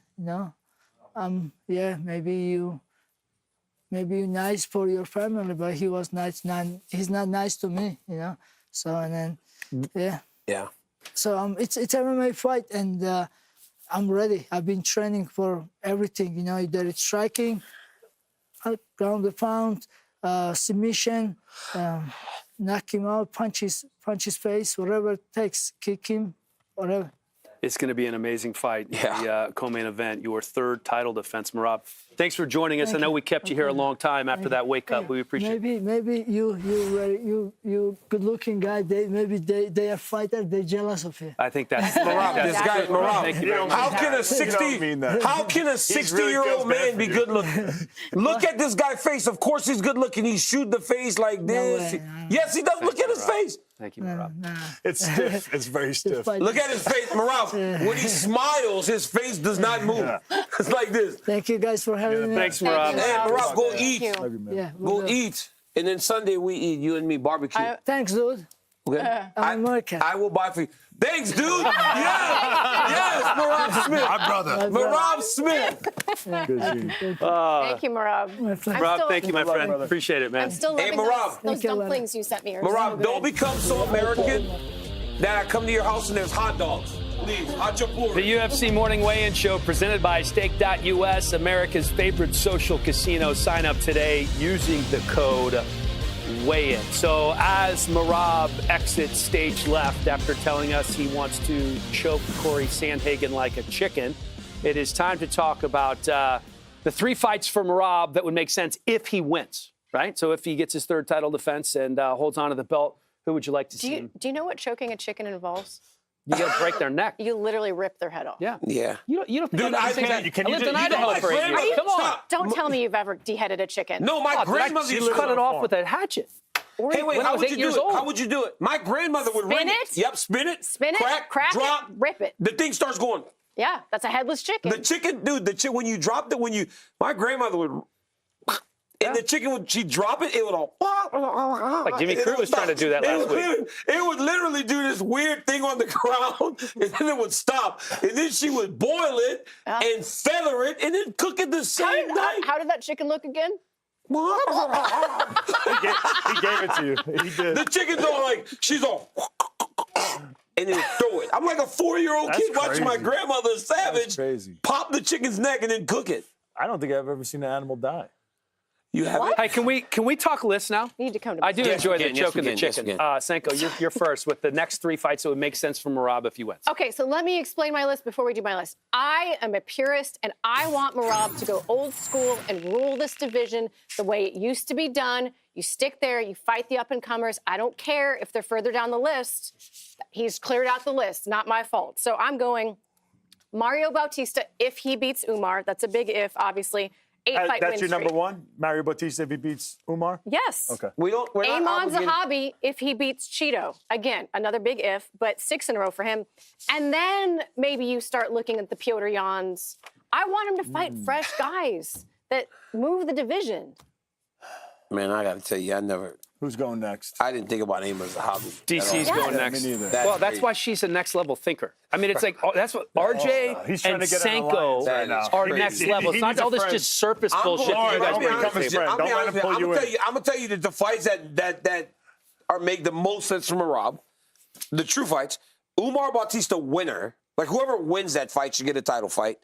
Petr Yan deserves another opportunity to fight for the belt, and then I believe that Pantoja should get a chance because I'm in line with Chris. I think Pantoja is so special at 125 that he needs something even bigger. Pantoja deserves something bigger also because he deserves more credit for what he's doing. And I think if he decides that he wants something bigger, it could be a fight at 135 against Merab. Hasn't he said he doesn't want to do that, He did say that, but this is me going, I want him to do that. That's what makes sense for me and probably Laura to 90% of the people that are watching this show. Sorry, I enjoy watching guys clean out their division like But I do Anderson love it. Silva I do love it. I do love that too. I'm glad that they're not allowing the double champion as frequently. I love that they're should letting be special. Yes, they're letting people like stay in their division and win there. I think Merab's almost done though, because when you look at the top of the division, some of these other guys that are on their way. But Merab said he doesn't want to go up. No, I'm not saying Merab. I'm talking about the guy coming up to Merab. What I'm saying is, okay, because I can't pick the fight. Would you choose, how many of those guys would you choose to beat Umar Nurmagomedov or Petr Yan? Well, Seriously. we're about to find out if Mario Bautista gets 9 in a row. Yes. Then he should get, but I got him on my list too. But I'm saying, Amon Zahabi, would you pick Amon Zahabi to beat Umar Nurmagomedov or Petr Yan? Not necessarily, but that's not the point. But That's that is the point because the point is that generally the guys that are fighting for the belt are the better ones. And if you put them against those other guys that are running those win streaks up, when they get to those guys, they can't beat them. And so then you end up recycling opponents for morale. Yeah, I think he's right. Yeah. I don't like to agree with you a lot of times, but he's right. He is right with that one. I agree. What about your list, Webby? All right, so I have Jan. I think we give Merab who he wants to fight, and he wants to turn around fast. He wants to fight again in December. Jan and him have history, obviously. Yeah. They fought once before, but it's the only guy that I know Merab doesn't like. He has a real thing with these Russians. It's just hard to see the way that fight went. Yeah. It's hard to. Is it going to go? Yeah, but he couldn't Jan's take him on a down, 3-fight though. win streak. Yeah, you know, like I mean, that's why he was on my list, because I went back and forth about it. He beat number 5. He beat number 6. No, he's looked great, and that's why I put him on my list. He's on a nice little tear. Yeah. Then it would be if the timing works out. Obviously, if Mario Batista is able to beat Umar. Mario. What is it? Mario. I just love how East Coasters say Mario. Mario. Yeah. Mario.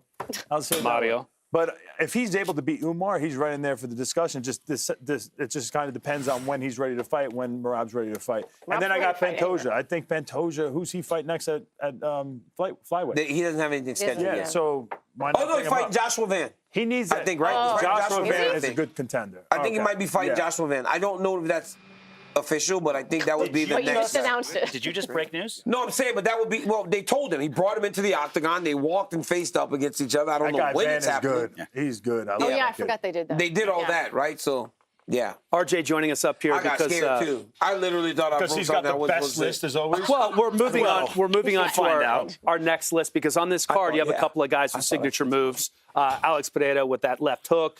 You got Emmett with that big right hand. Rountree with the push kick. So we're talking top 3 signature moves or dangerous moves. Signature / dangerous moves. The producers are changing the game. They are. Here. They are. But it was when I pitched it, it was most like moves you're scared of, right? Like not just like Ronda Rousey has a great armbar, but like I'm deathly afraid But you of know Khalil what, Rountree RJ, straight kicking my leg. Words matter. So signature and dangerous are different, but we can put a slash right in the middle. Are you creating another enemy?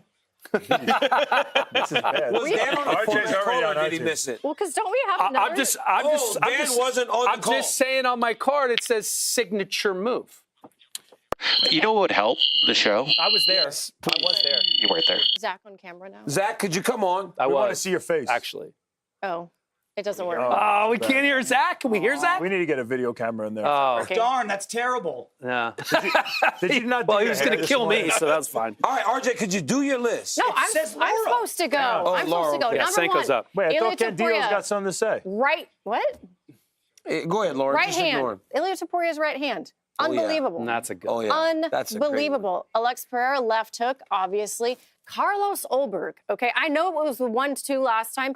This guy has 6 knockouts in his career from the same freaking strike. Yeah, for sure. Just that short left hook. It's It gorgeous. was all hooks. Everything is a hook for you, huh? So I didn't write it that way. They wrote it think that way. I outside had the box right a little hand. bit? I know. It's not a right hook from Ilya. Right It's a hook, right left hand. hook, left hook. Here's mine. Pereira's leg kicks. Yeah. Right? Those leg kicks just destroy people. It literally makes you stationary to where you can't move so he can land those punches. That's scary. Hamzat's double leg. Literally, you know exactly what's coming, and you can't stop it. He shoots that double leg from across the octagon, close, no matter where, and he does it. And Tom Aspinall's right hand. When Tom Aspinall lands the right hand, it doesn't matter who he hits. He puts him down. Whether it's an overhand, hook, straight right hand, he's beating these heavyweights as if they just don't belong in there with him. So those are my 3. I'm like, those are the 3 that would be the scariest to me. I think the scary thing was like Halloween-ish. So, are you working Abu Dhabi? Yeah, I'm calling it with you. Yes, and we're doing this. All right, let's move on with the show, Daniel. Yeah. So we're going to a haunted house tonight, Laura. Are we? Yes, we are. We're I going was to film supposed to fly out, but I guess I'll change my flight. You're not changing. Oh, Chris, the you're going flight. too.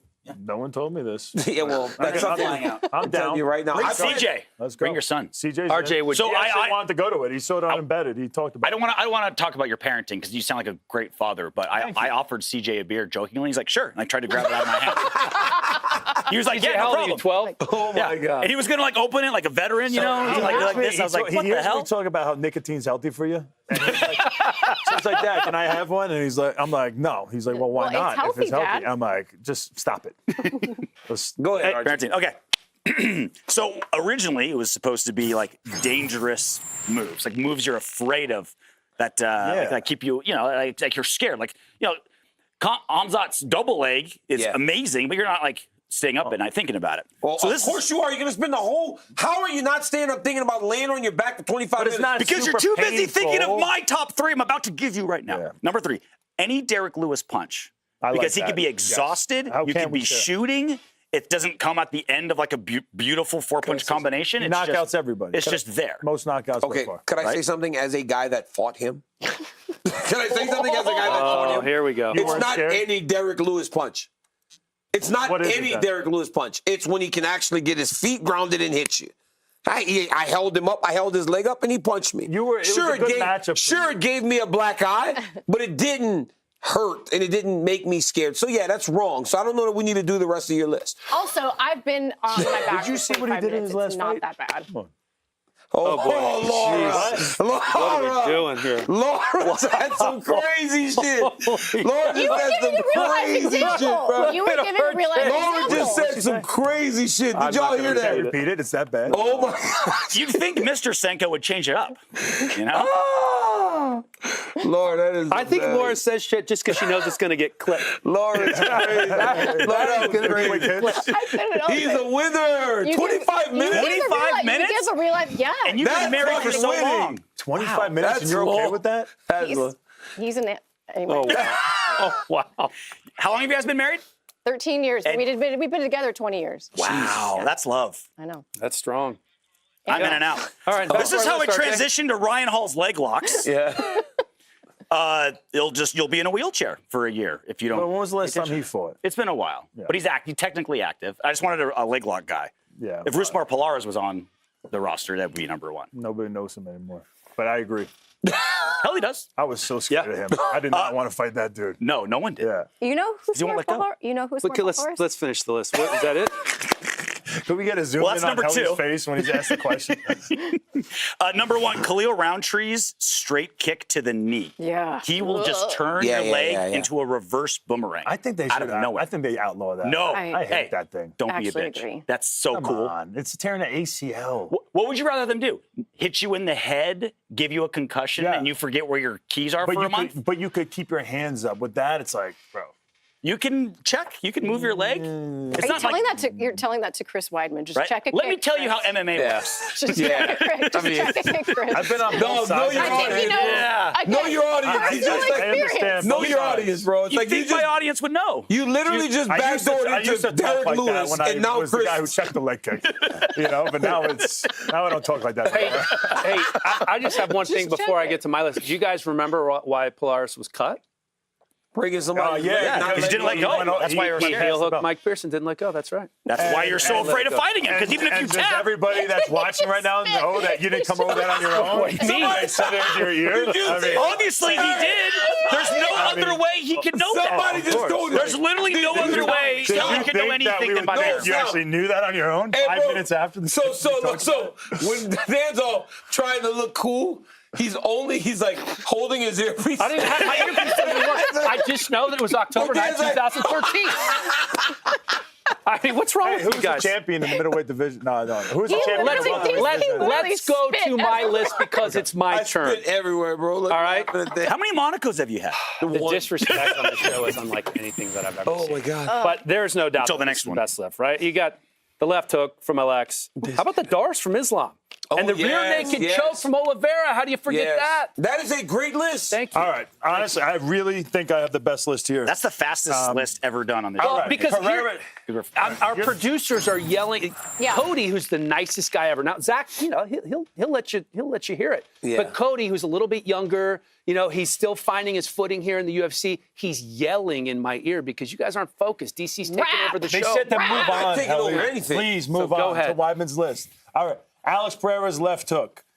Max Holloway pointing down. Come on. Oh, Imagine that. That's a good. I don't care who That's you are. creative. You are a dead man. If Max Holloway points to the center of the Bro, octagon. we've seen what happened at UFC 300. That's a nightmare. And then Volter, Walker. That's the heel hook guy. He's got three heel hooks in a row. That's become a thing. Bro, do you want to have a broken leg for a year? You fight Volter Walker. That's a great list. That's a scary list. Where did you make up this list, and who did it for you? CJ?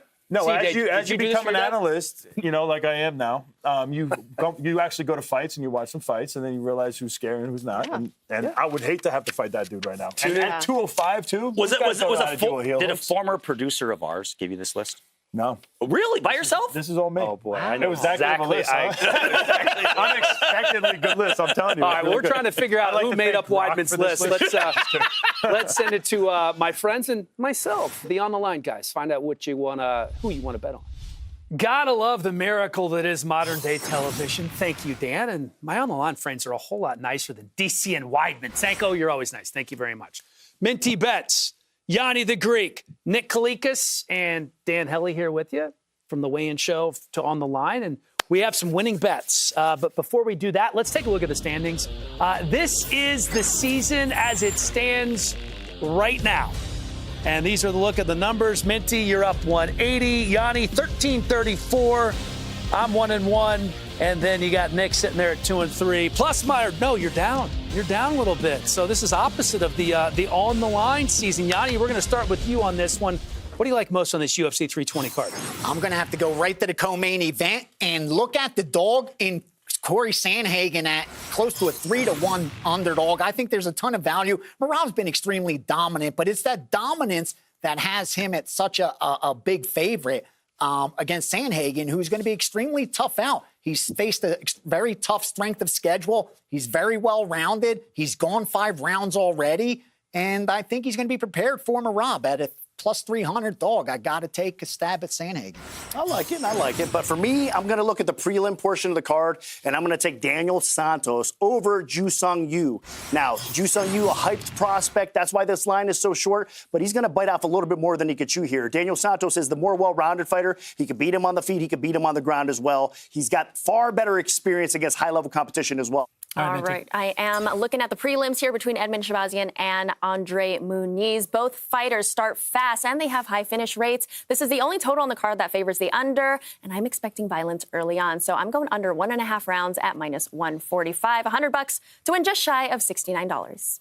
All right, I'm focused on the co-main event. Merab at plus 450 to win inside the distance. What are you talking about, Helly? He never wins inside the distance. Oh, yeah, he does. He won his last fight inside the distance. You remember John Wood saying, we can't just go to the judges' scorecards every time. We can't have too much fun at the end of the fight. We got to focus. We got to lock in. We got to go for the finish. It's going to be back-to-back finishes, in my opinion, for Merab. 100 to win 450 over 5 rounds.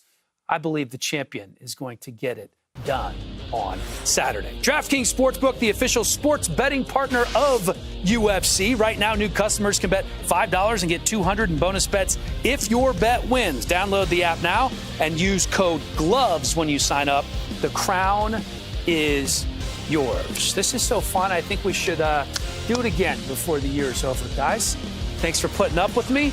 For now, let's send it back to the weigh-in show, and I guarantee you, if Weidman stands up from behind that desk, his pants are way too tight. For some reason, every time his pants are always too tight. Weidman, go ahead. You listening? Stand up. Look, there you go. Look.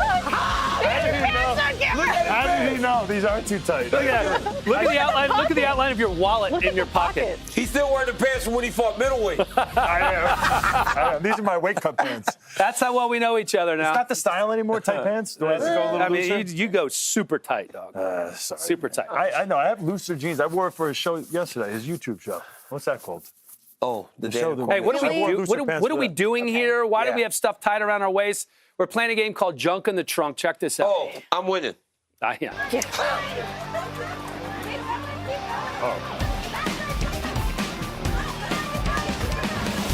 What if I do it like DC's gonna cheat. Hey, what if I do it like those girls on the internet that just make their booty go pop, pop, pop? That's what I'm gonna do. Don't move. You cannot move. Do we have to turn around? Oh, we got to turn around and shake it. All right, here we go. In 3, 2, 1, jump that trunk!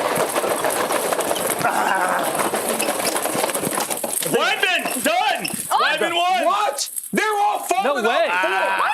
That's how you shake the booty. That's how you shake the booty, Senko. Get your belt. Let's go. Good job. They're all falling out before. Give me that Good job, belt. Chris. This thing has pulled a hammy. Yeah, that was hard. Might have thrown my back. I did not think about how many balls would be on the floor. Who's spinning the wheel? Let's go, Helly. Yeah, undo your. All right, tight pants. That's why you're spinning Who's spinning the wheel, Weidman? Helly's spinning the wheel. That's why, because he made that joke. Which one do I want? Double shocker. He's pretty good at acting. Oh, social takeover. Social takeover. Someone gets No, we get yours. We take over yours. We take over dance. No. Release your Oh, phone. yeah. Joe, give me your phone right now. Give me your PC. phone. Surrender your phone. Come on. Can't get in there. Do it. Should I get hair transplants? Give it, Dan. Give it, Dan. All right, I'm going. Open your Instagram. Open it to post. I get to do this. No, we're not doing a post. No, Yeah. open Yeah, it a to post. post. That's the whole It's a point. post. No, we're doing Open a it to live. post, Dan. Story. Do a story. Okay. Dan, we would like you to sit in Hit your that chair. button. How did we Just do give the it to me. live? I'll do it. Daniel, we'd like you to sit in your chair. Oh, it's like a full takeover? Sit in your chair. Sit in your chair. All right, I'm doing do live. Oh, Andrew Tackett's here. Where is he? All right, it's Try not to step on No, my Dan, goose. sit on it. Sit on it. okay. I can't. It's so high. No, wait, not yet. All right, we are now not yet, live Chris. on Sit, Dan sit. Helly's Sit. Instagram. Get in here. Okay. And we have a question for all of his fans Let out him lean there. back, Is though, this Chris. the He's first gonna time you've lean ever back. gone The live? one or Go down. two. Lean All back. right. The first thing is we Lean want to back. Stop. First What are thing you we wanna doing? see. What are you doing? First thing we want to see is, do we get hair transplants? Yeah. All the fans out there, the one or two of you, can you? Oh yeah, there's 3 people joined. This is great. There we go. Does he get hair transplants? Does he go to Turkey and get those hair transplants or not? I'm willing to pay for the transplant. And I want to also know, can we get some non-toxic Botox for you? Yeah, I mean- because I think it's a Your lot skin of complexion's toxic turning yellow. materials in there. Let's see your teeth. Can we get a smile? Those are So those are beautiful. good teeth. He's got Yeah, good he's got teeth. great And he's got good eyes. He's got good teeth. But the Botox is killing your skin. You guys Botox. I mean, this whole spiel, this whole game, it's getting a little old. Are you Oh, It's really not. Never You got can tell when Botox. he's getting mad. Look at it. Listen. Our makeup. Everyone go to Dan Helly's Instagram and join us on the live right now. Let's go. Look Tackett at his coming face. in. What's up? Big Tackett's here. What's go. up, champ? How you doing? How you doing? We're on What's up, Dan what's up, Helly's what's up? social Are you media good, right now. You're looking good. Dan Helly's man. You're looking a little chubby, but you're looking good. Me? You're looking good. And I appreciate Hey, bro, it. You heard know, that? He called you Andrew, chubby. you called me chubby. And he's going- This will be the last time you get invited to this show. Do you like this platform? Do we Take all it back. agree? You know, that actually Do we all hurts his agree? feelings now because he's been working out 3 times a week. And so now he feels like he shouldn't be chubby anymore. Not just twice, 3 times now. Yeah, 3 times. But you look more solid. Andrew, have a though. seat. Good to I see can you see again, the bro. muscles are Good to see. developed. Hey, you've been working that move. Listen, a little awkward. Not a lot. It's all good. It's all good. UFC BJJ3 Yes, sir. last night in the bowl. I saw him setting up for it here. Yeah. You were there I was. watching. Your take on what went down and how it went. I think it was a great show. I think there was some interesting times in the show, and a lot of people were scrapping. But for me personally, I just want to see a little bit more like fearless scraps. You know, it's like I think the show is a big success, and I love how everyone put it together in the cool moments. But it's like for me as a jiu-jitsu fighter, we don't got to worry about those one-punch knockouks. So a little bit more just fearless going forward. You know, to just scrap it. You know, that's what I want. So there was like some stalling and It was- people looked playing like a couple of tactics. people were like afraid of the spotlight, and so they weren't like letting loose. Like I know everyone that competed, and they're all freaking beasts, and they all did really good. Like the level of jiu-jitsu that was displayed last night was so epic. But so I want to see a little bit more like that Samuel Nagai versus Mateus Gabriel, like that match, or like Kennedy Maciel, versus Nagai, like how they were going. They were just fiercely scrapping and just going after it. That's what I like to do. I don't follow it 100%, but is there anybody who could beat Mikey Musumeci in his weight class? It's going to be pretty difficult. Mikey's pretty light. He'll have to fight maybe like 155, 165. Get challenged. Yeah, to fight some people. He can fight at like 135 and stuff. But if he fought, I think he can beat pretty much everyone at 145 in my opinion. But there's some guys out there at 155 I think that could really challenge him. But it would be interesting. It would be very interesting. I know you're kind of a high flyer yourself. What about Andy Varela and that flying That your back naked take show? was filthy. Bro, that back take was filthy. See, that's why I like seeing. I like seeing people go for stuff. Yeah. Like, Watch this. Watch this throw by. That is so sick. That was Elbow so sick. pass to it? Oh, just. Oh, yeah, Nice look at little that. elbow pass. Oh. Yeah, Wow. straight to the Jump from back. his neck. And chokes him out right away? Yep. Yeah. Oh, that's so nasty. Wasn't that Beautiful. Has this guy wrestled? Andy, I don't believe he's wrestled. No, I think he's just done like jiu-jitsu his whole life and worked wrestling mainly. Yeah, that was a nice little elbow. He has like slick duck unders and stuff. He doesn't really take traditional like shots to the knees. He's always hitting sly stuff, duck unders, throw bys, stuff like that. Yeah. You're set to defend your belt, BJJ4. I am, yeah. No opponent yet. Who No would you opponent. like it to be? I just want it to be, I mean, I have a couple names that I could throw out right now, and I will, but I just want it to be someone that isn't afraid of the spotlight, that will get out there and challenge me and scrap with me. I don't want to fight anyone or compete against anyone. It's not really a fight, but compete against someone that is just like trying just to win. Like they're doing every little micro thing just to win, and they're kind of just stalling. I want to fight someone like Joseph Chin, someone that goes out there and scraps, someone like Kenta Ayamoto, someone that just goes out there and just goes and scraps. And so hopefully I get somebody like that for my match in December, because that's what I want to do. I want to put on a show for everyone watching. I want to put on a show for the MMA fighters, for the jiu-jitsu fighters, for even the people that don't know jiu-jitsu. And I think the only way I can do that is if I go against someone that has those exact same goals. With jiu-jitsu, we don't have that, okay, now I just beat you up because you're doing nothing. If someone pulls guard and they decide to sit there and not do nothing, then that's going to be really hard for me to do something. So I just want someone that's willing just to clash heads with me, even if it means they pull guard, still go for stuff, still try to go after me and still try to take that belt from me. And that's what I want. I'm game for that, you know? You have that all-action mindset. Your brother William, does he share the same mindset? And he's going to be fighting on the same night as you in the co-main event. Yes, How sir. excited are you to compete with him? Very. And also, what is your expectation of his performance? William has beat me up my whole life, so it's kind of hard to not have a high expectation. I think he's going to do very good. I think he's going to win, and I think people are going to be shocked by how well he's going to do. William and I are the same. I'm his younger brother. You know, I've challenged him his whole life. He's challenged me, and I know how good he is, and I know how much of a beast he is. So there's no stopping that man.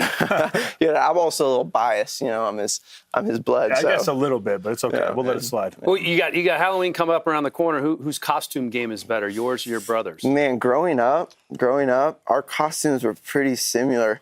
I'd say his were maybe a little better. He did a really good Frankenstein one year and stuff, and we had a sister that liked art, so she'd face paint us. We'd design clothes, design all sorts of outfits. I'd say he'll beat me. This year, I'm doing the Red Power Ranger, so I'm gonna wear my UFC belt and I'm gonna do the Red Power Ranger outfit, and I think it will blend really nicely. That's so awesome. I might win this That's year. pretty You know? sweet. Yeah. Last time you were on the show, you know, you gave a little demonstration to Mr. Dan Helly over Yep, here. yep. He does have his white belt now. Oh, so hey, he is a no practitioner. stripes yet, though? No stripes yet? I don't have shit. I can give you your first stripe. He's got to keep working. You know, he's not as disciplined. At least he humbles and he knows it. You know, But can you show him something to give him that He strike? wants to Is there a try certain again. submission? I planned something just for you. Let's go. Hey, do a Kimura and actually pull it back. I was thinking either a Kimura or We were working on Kimuras. or a standing guillotine. Get up, get up. Stand guillotine. Go Dan. So Dan, I'm gonna demonstrate this action in Wideman. So Yeah, sit try down to be real a quick. man. Then I'll let you feel it. Okay, so Don't tap too fast, Dan. you're just gonna pull my head down. The same arm goes over my neck, and then this one goes in front of my neck, and you grab your hands like this. Now from here, it's not just pulling into the throat, but it's arching your hips forward and pulling into the neck. Chris, you're choking. You're choking. I'm scared. Hey man, he got a lot of neck injuries. I do. I know I do. I did bring something for my show and tell. Let me do two first. Let me do two first. So I'm here. So here, face the other way. I'm here. So I have the choke. Dan, don't tap fast. Don't tap fast. Don't tap fast. Don't stand up. No, He's so ready. Don't tap fast. He's so No, ready. don't tap. Don't tap. Don't tap. He verbally tapped. Hey, I'm surprised you could get words out, man. Yeah, we should have done it harder. Yeah. One more time? Yeah. I want to hear we can do it one more time. Yeah, one I more want to time. hear One you more time. squeal. Is that what you said? Dan, don't tap. No, You're a don't man. tap. You're a man. Tough. You're a Take a few man. seconds, Dan. Take a You're few a man. seconds. Just feel like you're going to Take go it, Dan. to sleep Take for a it. little Just go out just a little bit. I like that, Dan. I feel? like that you ready stayed to do there it? for 6 seconds. He's letting you get yours back. You want to do it? Reminds me when you tapped Jesse back in the day. Was it Bongfo? Bunk. Oh, yeah. Wow! This is another These day. guys know. Wow, he's 2011. Wow, Let's go. that's crazy. Oh my Andrew. God! All right, Andrew. My turn. All right. I'll tell you what. Stop with I this gotta give charade. credit to the producers for even knowing that. That's pretty impressive. That's what we're talking about. Yeah, that's impressive. I had a standing guillotine on this guy, Jesse Bongfeld, back in 2011. Trying to be nice to you. I kind of forgot about that. Man, that was good memory right there. That was good memory. That dude, hell is good now, man. Come on. Dan, I've been working, guys. Dan, I'm trying. It's not just college football anymore. Since we made fun of you, you really went to work, man. I'm happy. He did his research. Wikipedia time, 2 hours at least. Good job, Jess. Good job. Let's go. All right, you ready to do it? Yeah. All right, so you're around here. You have my neck.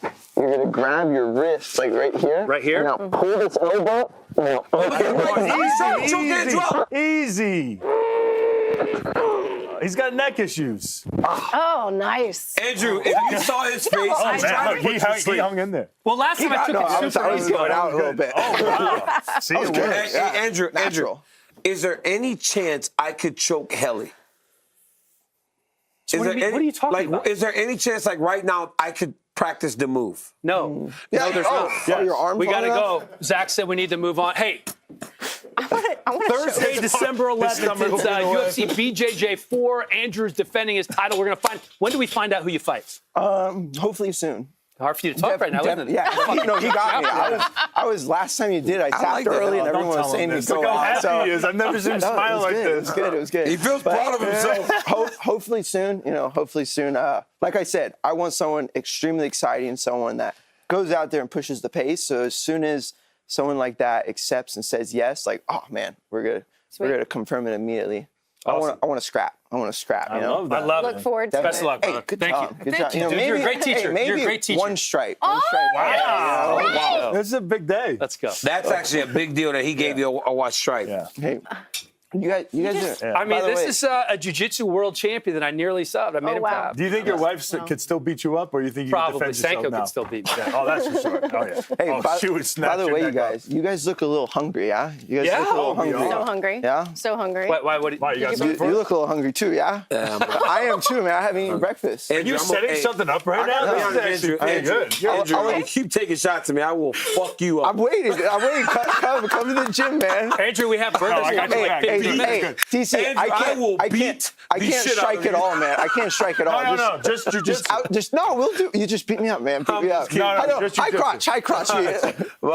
Hey, honestly, I'd beat you in a food eating competition, though. 100%. Fried chicken, I'd destroy you. Andrew, come on. 100%. He's hitting below the belt. Canes or Popeyes? It's so racist. Popeye's chicken. Hey, man, I'm white. I like fried chicken. He knows this guy has to have the watermelon banana. Oh, bro, he has the watermelon banana. I didn't say it. He did. You did it to yourself, man. Oh, my God. Andrew, thank you. Yeah, definitely. It's a pleasure, dude. Definitely. It's a pleasure. Thanks for playing along with us. This is the greatest way show of all time. This has been the greatest way show of all time. Enjoy your guys' food, all right? Thank you. Enjoy your food. He's great. The white people had to attack back after Hey, can you were we doing do the some dirty fight breakdowns or something? No, we're going a little rapid fire. We got to go fast. Okay. All right.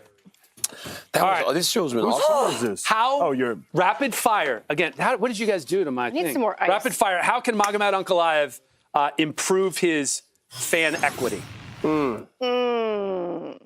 I think he's working on it right now. He's talking some game. He's that's it. Like more of what he started to do. Yeah. I think it's just with a big win. Any type of win against Pereira, I think his star rises and he becomes a bigger name. More verbal and just a more dominant performance in this specific fight. Yep. How does Alex Pereira get his offense going without worrying about Ankalaev's grappling? Without worry, I mean, Can't. You have to worry about the grappling, but he's got to go forward more for sure. Mm-hmm.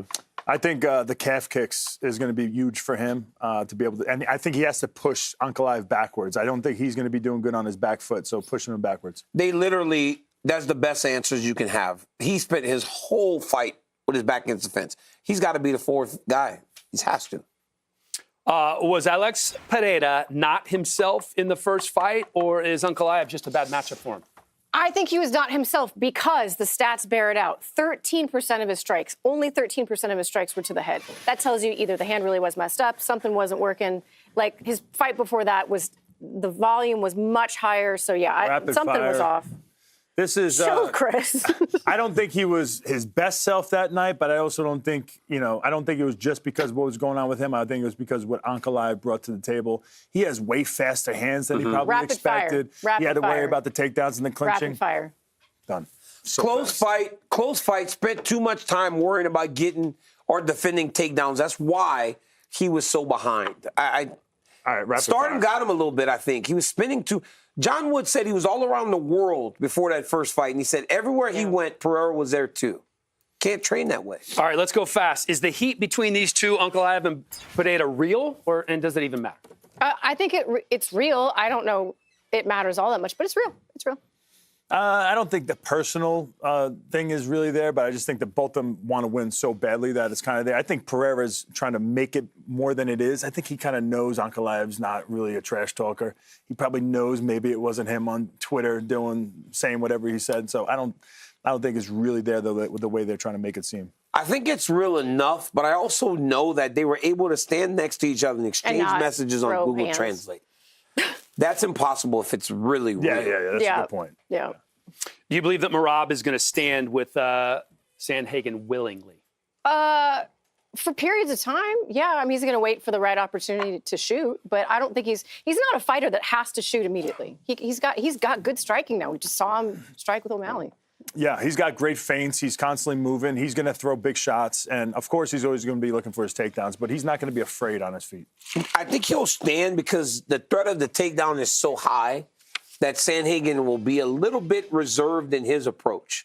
That's why striking works for wrestlers, because people are so worried about the takedown. So, yeah, he'll stand. That's why he's out striking Sean O'Malley. That's fight, why. Because Sean's so worried about getting taken down that he can't really just be his true That's self. probably why Ankalaev is out striking Pereira. Absolutely. And does it look different this time because he was 0 for 12 on his takedowns?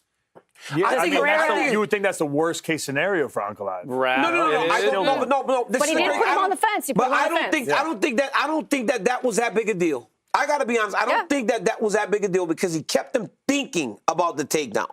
And that in itself is a win. Because if Pereira goes, well, I defended everyone. Well, absolutely. But you landed 13% of these strikes and you didn't throw anything. Buy or sell this one, guys. Cory's ground game is the most dangerous that Merab has faced. Oh, buy. It's up there. Who's another good jiu-jitsu guy that he fought? I can't think of one. I know, So I'd say buy. I panicked and said buy. Panic tapped. I mean, Umar would be the one, right? Umar has a good ground game. But he's not a Aldo's a submission black guy. belt, but I think this will be the most dangerous for the length. He's And the creative. leg lock, His creativeness is going to be a problem. And the guillotines. The leg locks and the guillotines is different for him. Is there anybody in the UFC that rivals the chaos that Yuri Prochazka brings to the octagon? Why do I always have to go first? And I'm buzzed. Really? The Monaco got you. These are great. They are. I took these skiing. I was flying. Well, the 25-minute on your back comment didn't give that away. I know. Just saying. What was the question? Yuri, does he bring more chaos than anybody else in the UFC? No.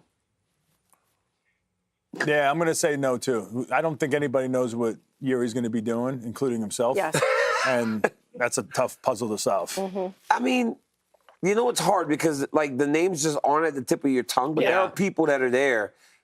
That Trevor Peek. I mean, how can you say Trevor Peek's not the guy that brings the most chaos because his hands are just Did you down? just do a heli? Or what about the guy? What about the guy? Trevor Peek was at the tip of your tongue. Yeah, but what about the guy? What about the other kid? Trevor though? Peek. But what about the other kid though? Raps. He raps when he talks to you in fighter meetings. He's a kid from maybe Orlando or Tennessee or something.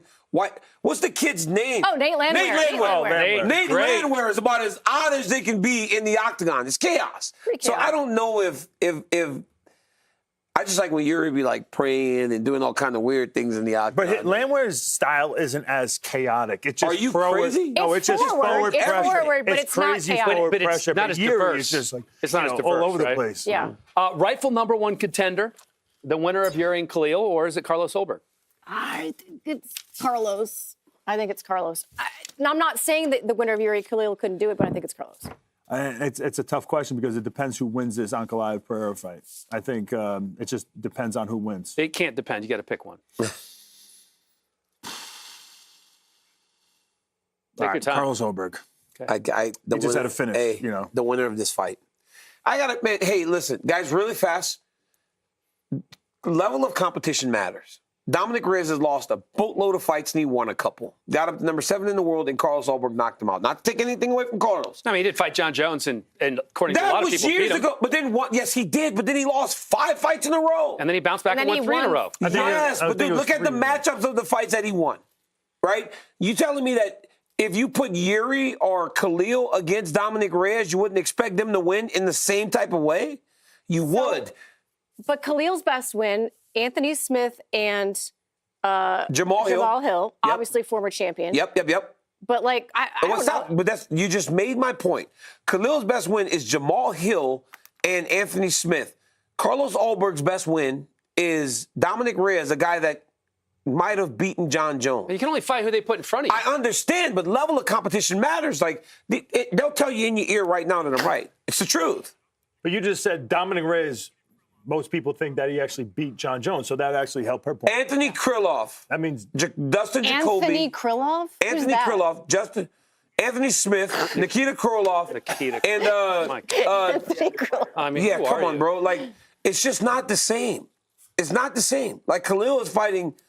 They're fighting the best guys in the world. You know who you could say the same thing about until they gave him guys was Merab, right? Are you kidding me? 6-7 fights in a row early on, right? Bro. Like, he had to work. But in Merab's win streak, towards the end of was Aldo, Cejudo, Piotr Jan. Not the all first as 7 or 8 champ. fights. But it doesn't matter, though. He never got a title fight until he beat those guys.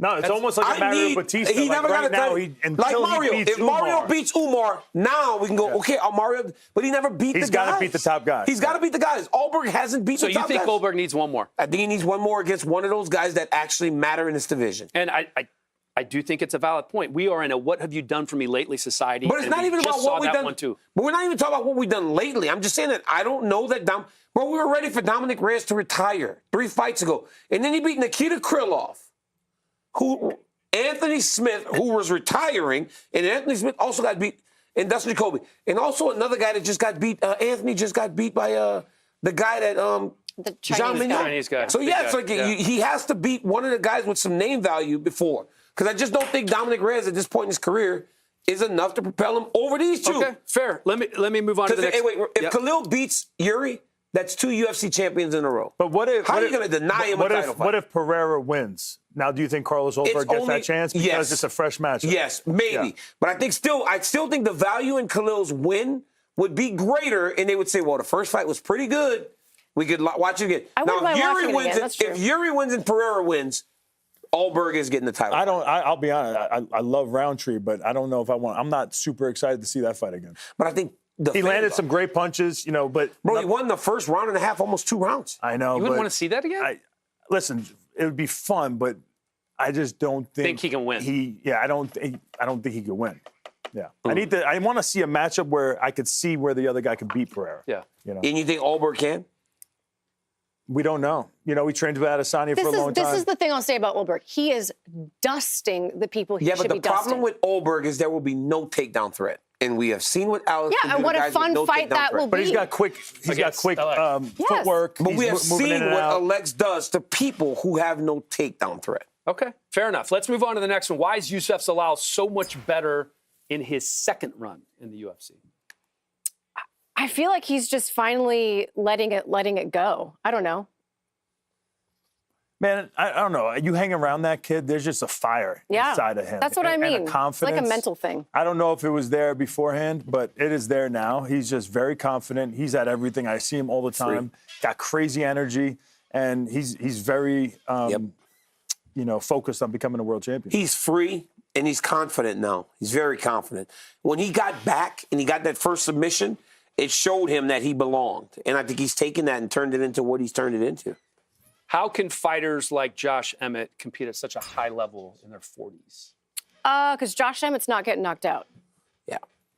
And that's a good point. Also, I like how he's changing things up. He's working with TJ Dillashaw for this one. He says he's the best shape of his life. He's just doing everything. That's weird. You guys don't Best do shape this. of his life? Don't Working do with this. TJ? Don't do this, bro. Oh, you're doing that right now? I mean, this guy loves to loves to get his head back. My fans. Someone must have just told him that in the ear. There's no way he came up with that on his own. Were you paying attention when that was going on back then? We were talking about it in the back. Yeah. Oh, really? Yeah, when you were late. Those are things you talk about in the back, but you don't bring to the desk. I think that Josh Emmett, because he didn't take as much damage through his 30s, allows him to be more fresh. Yeah. He was knocking guys out before. Now, but it'll get tougher now because everything slows down. Speed. Yeah, when you get older. And you hesitate. You start hesitating on things. Gauthier. Yeah. He's looked awesome. How do you continue to build him as a future world title contender? He's got to take his time. He's got to take his time and really build his skill set as he works up his division. Don't rush him. Do not rush him. Don't do the Bo Nickel. Like they were doing everything perfect with Bo Nickel. Then they put him against a really experienced guy like RDR, and now we're not talking about him as a top prospect anymore. I think build this kid. He's so young. He's so gifted. Build him. Bring the star base. Give him some experience little by little. Then eventually put him up. So honestly, it's just simple. Keep him away from wrestlers. It's pretty simple. Just keep him away from wrestlers. Let him fight strikers. Because with strikers, he has a chance. We really don't know what this kid is in terms of his true skill set. Specimen. He's a physical specimen that can knock people out. We don't know what he is, so take your time with him. Well, we know what Patchy Mix is, right? Yeah. And he lost his first fight in the UFC. How does he regain that hype? I mean, he's just got to go out there and look completely different than he did in his debut. He's got to look like how he did, in other organizations. And he's fighting a guy that not many people, I don't think any of us are familiar with. Go out there and finish him. And then it's like, all right, you get your second chance. He fought Yair in his last fight, right? Am I right with that? Oh, that was Pitbull. No, that was Pitbull. He fought Mario Bautista. Bautista, that's right. He fought Bautista. Tough fight for him. A guy who's on a great streak. He's going He to just couldn't get going. And you got the UFC jitters and everything, and you're on a big card like that against, a beast like Bautista, a guy who's kind of not well known either, kind of a dark horse. It's a tough situation for him. This is the opportunity that he wants to show everybody that he really is the guy we all thought he was, and the hype is real. And he's going against another guy, his UFC debut, a guy who was killing it outside the UFC. Let's see who the best top prospect is outside the UFC. I think this one's the gift and the curse. The gift is that he can go out there and look impressive. The curse is that nobody knows who this kid is, so they won't give him the credit that he deserves if he does what people expect him to do. But I think if he can get a victory, it'll be good. But I think the first step that he should take, that we should look at, is knowing the difference in Patchy Mix here than he was when he got here. He was a bit arrogant when he got here. He talked as if he was already the guy. Now he's much more measured. He understands it's different. And I think that'll lead to him being better in the octagon. The first 22-minute rapid fire that we've had in the history of the weigh-in show. Was that all rapid really fire good, in guys. 2 minutes? I have power slap today. At some point, we have to wrap this up. You know what I mean? We You guys wanna got keep 22 going. minutes It's on awesome. rapid fire. Did you know that UFC and Ayers unite to revolutionize athletic optimization, trusted by the Performance Institute and champion fighters? Ayers sets a new standard in performance technology. We asked some fighters on the card some of their optimal ways to recover from training and the grueling nature of mixed martial arts. Let's take a listen to their thoughts. Para me recuperar bem, eu preciso me alimentar bem e dormir bem. To get a good recovery, I definitely make sure that I'm eating good, sleeping good, and then, of course, wearing my Aries tech. The key to good recovery is having a great food, helps your body recover, calms you down a little bit, and really keeps you in shape as well, obviously. And then good sleep. Good sleep is very important, especially like the REM and deep sleep. I feel like sometimes we sleep in and have a real light sleep, not get as much as deep sleep and REM sleep, and that helps us recover because we go nonstop every day, 6 days a week, going back and forth and hitting each other and really doing all that stuff. So sleep is very important to me. To get best recovery, make sure I eat good meal, I get 7 or 8 hours sleep, and I take tone supplements, and simple as this, I'm ready to go again. Для спортсмена ключи для хорошего восстановления – это питание и сон. Top athletes and trainers rely on Ayers, and you can too. Discover for yourself. All right. Oh, we have a great game we're going to play. Yeah, go ahead, DC. I'd like to just kind of correct myself. Because Over did Jan Blachowicz. Yeah. I had to eat, bro, just like you. Give credit to CJ. CJ walked up and goes, does he not know that he beat Jan? So there you go, CJ. You changed the whole argument. Hell, I had to do what you did earlier. Yeah. Thank you, CJ. CJ, the next producer. I know. UFC CJ's good. CJ's good. DC, that's incredible. All right, we're playing our next game, which I didn't bring my papers. So we're going to take a look at this. And you guys are going to see what it is. Hopefully, we can figure it out, too. And we can see it, too. Please, where's their TV? Yeah. So the game is called Super Pants. Oh, it's Super Pants. So Super Pants. you pick the teams. Do I have to pick right now? Yeah. All right, I'm going to go with Helly since he knows it. He knows the game. Oh, yeah, clearly. Let's go second. Second.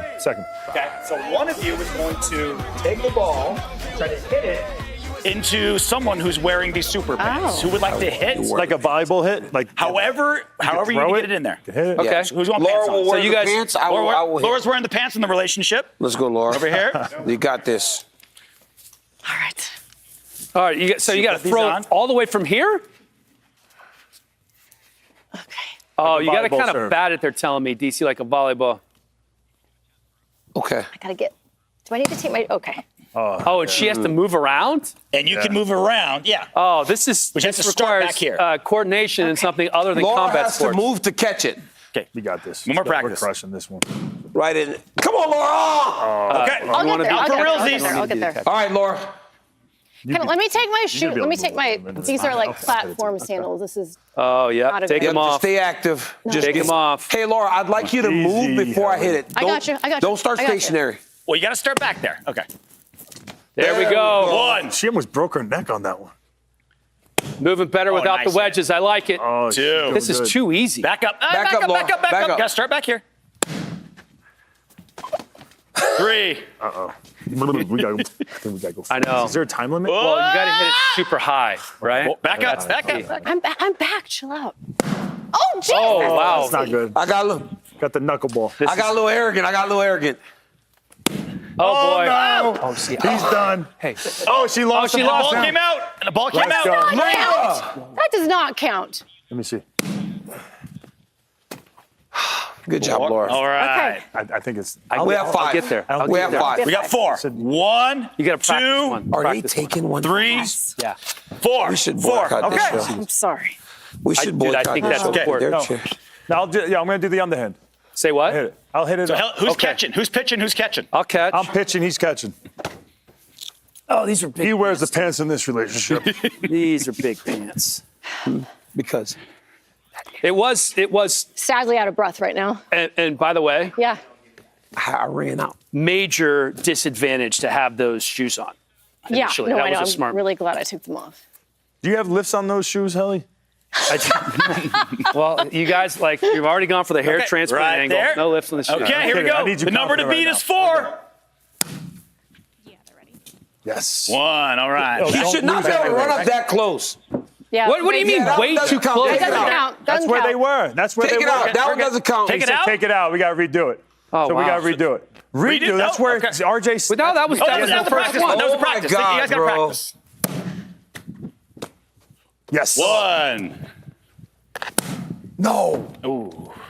Nope. No bounce. Bounces count? Run. Yes. 3. Oh no, I did Nope. the DC. Nope. Could have had that probably. Man, this is. See, dude, I'm telling you, no more of those. Just 4. throw it.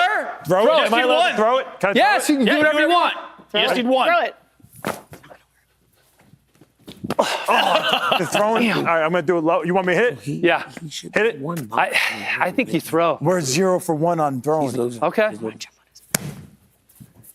No. Oh, 1 fell out, so it's 4. That's 2. So take another one out because one No, hit the but ground we have and one bounced practice. in. No, bounces No. count. So you have 1 more. One more. You make Wait, it, you what? win. If you don't, sudden death, sudden victory. No pressure.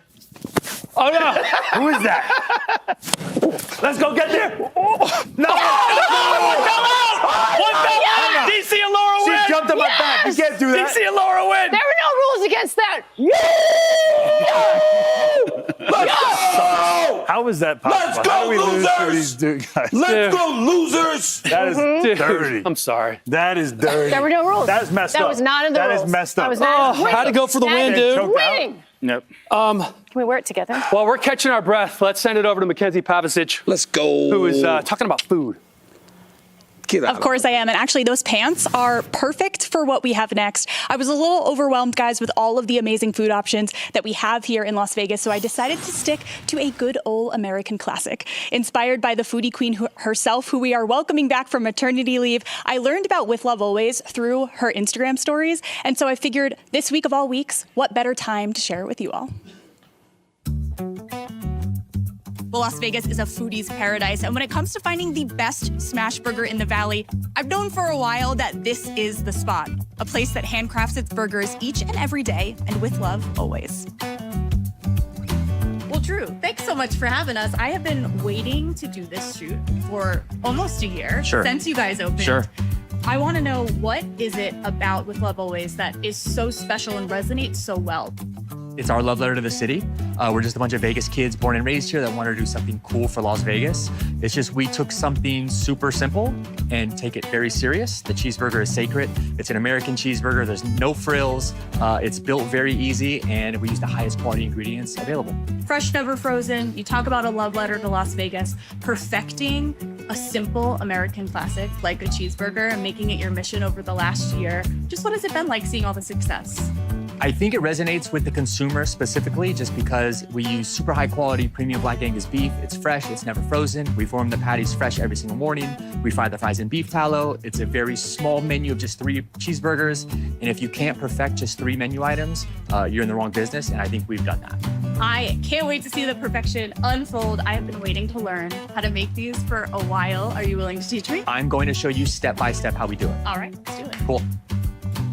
All right, I know you said you were just gonna teach me the art of this smash burger, but I understand we've actually got another person today, yeah? Yeah, so we have the actual burger chef, the queen, Jessica King. She oversees all the operations here. So fun fact, I actually don't even make the best burger anymore. I did develop the menu and create the burgers, but Jess actually makes the best burger in the entire company. Step 1, make sure you have a perfectly clean grill. It needs to be sparkling and beautiful. The whole point of our smash burger is so that it sticks. That's what creates that Maillard reaction with that crust. And without that sticking, we don't really have much to work with. So we have our fresh beef puffs that are cut fresh every single day. We're gonna lay those down on our grill. We have a flat smasher. The smash is very, very specific to With Love Always. A lot of people make smash burgers. It's more of a flattened out patty. We really get that thick middle with that crust on the outside.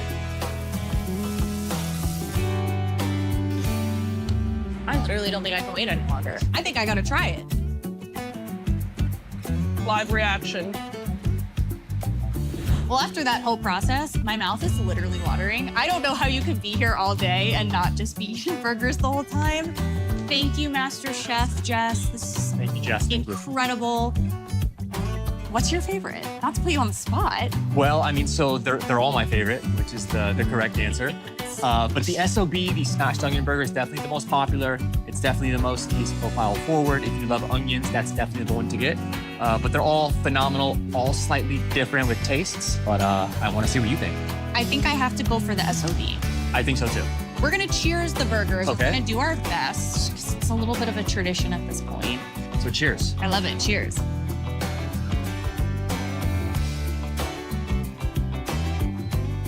Oh my goodness. Feel better than ever. I know that the line will be soon out the door. Sure. Thank you so much for fitting us in. And I just know that there are a couple people on set whose mouths are watering as much as mine was. One of them definitely being named Daniel Cormier.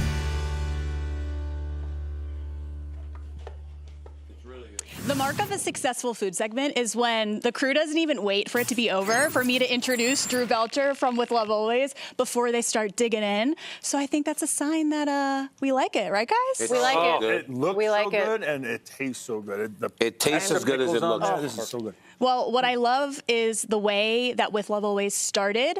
I won't tell the whole story because it is quite a story, but it started in parking lots during COVID. So just walk us through how this dream for you became a reality. Sure, yeah. So it started actually on my rooftop deck during COVID. Everyone was cooking on TikTok, and I found smash burgers blowing up on TikTok, and I love cheeseburgers. So I started making them on my rooftop, and my friends and I had a good idea of, do you think people would pay for these?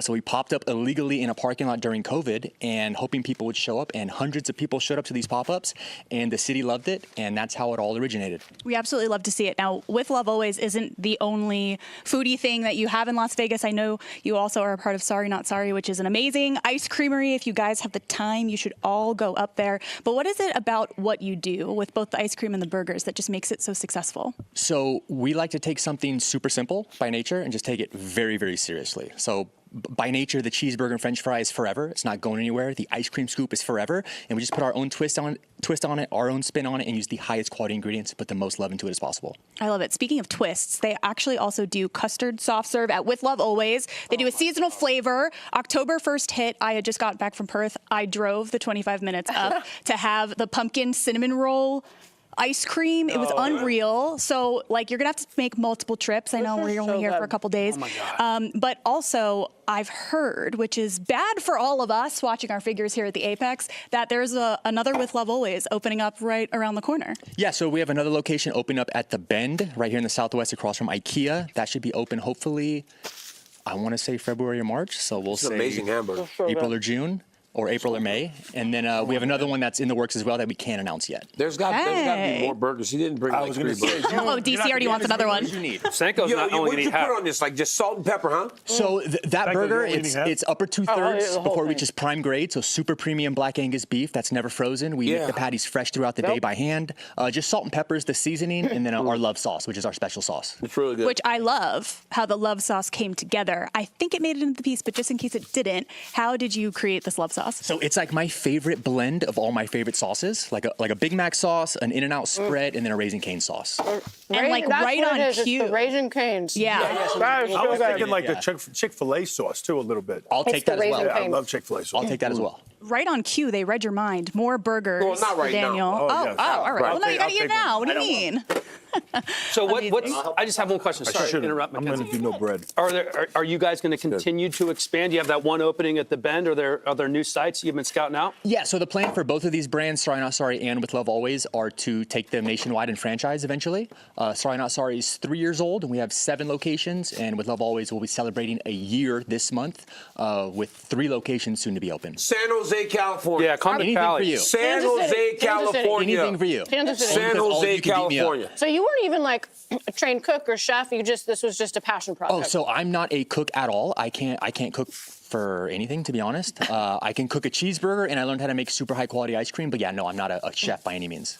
Do a few things and do them really well. Take Holy something cow. super simple and take it very serious, and you'll find a way to make it work. Amazing. So what did you do? Like, what was your job before? Oh, so I'm a marketer by nature, a food and beverage restaurant marketer. It's like my full time. Wow. Whatever. He's being modest. He has like 1 million followers on Instagram, actually. Damn. He's the Las Vegas foodie man. Yeah, I've learned about so many places from you. That's what started it all. Is I started this foodie page 13 years ago. I was probably one of the first in Vegas, and it stemmed from just blowing up other restaurant concepts. And I thought, can't be that hard to open a restaurant. It turns out it's wildly hard to open a restaurant. But that's how it all stemmed and started. And what's the Instagram handle? It's called Unlocked, UNLOKT, and it's based just here in Vegas. We should get together with Dan HELLIE on Instagram. What a collaboration. Do a collab. Yeah. Get in line. Get in line, Dan. Followers, they come over to you. You got to follow for me. Are you okay, Daniel? I'll be coming in to the restaurant. People like me don't generally pay. So I would love it free.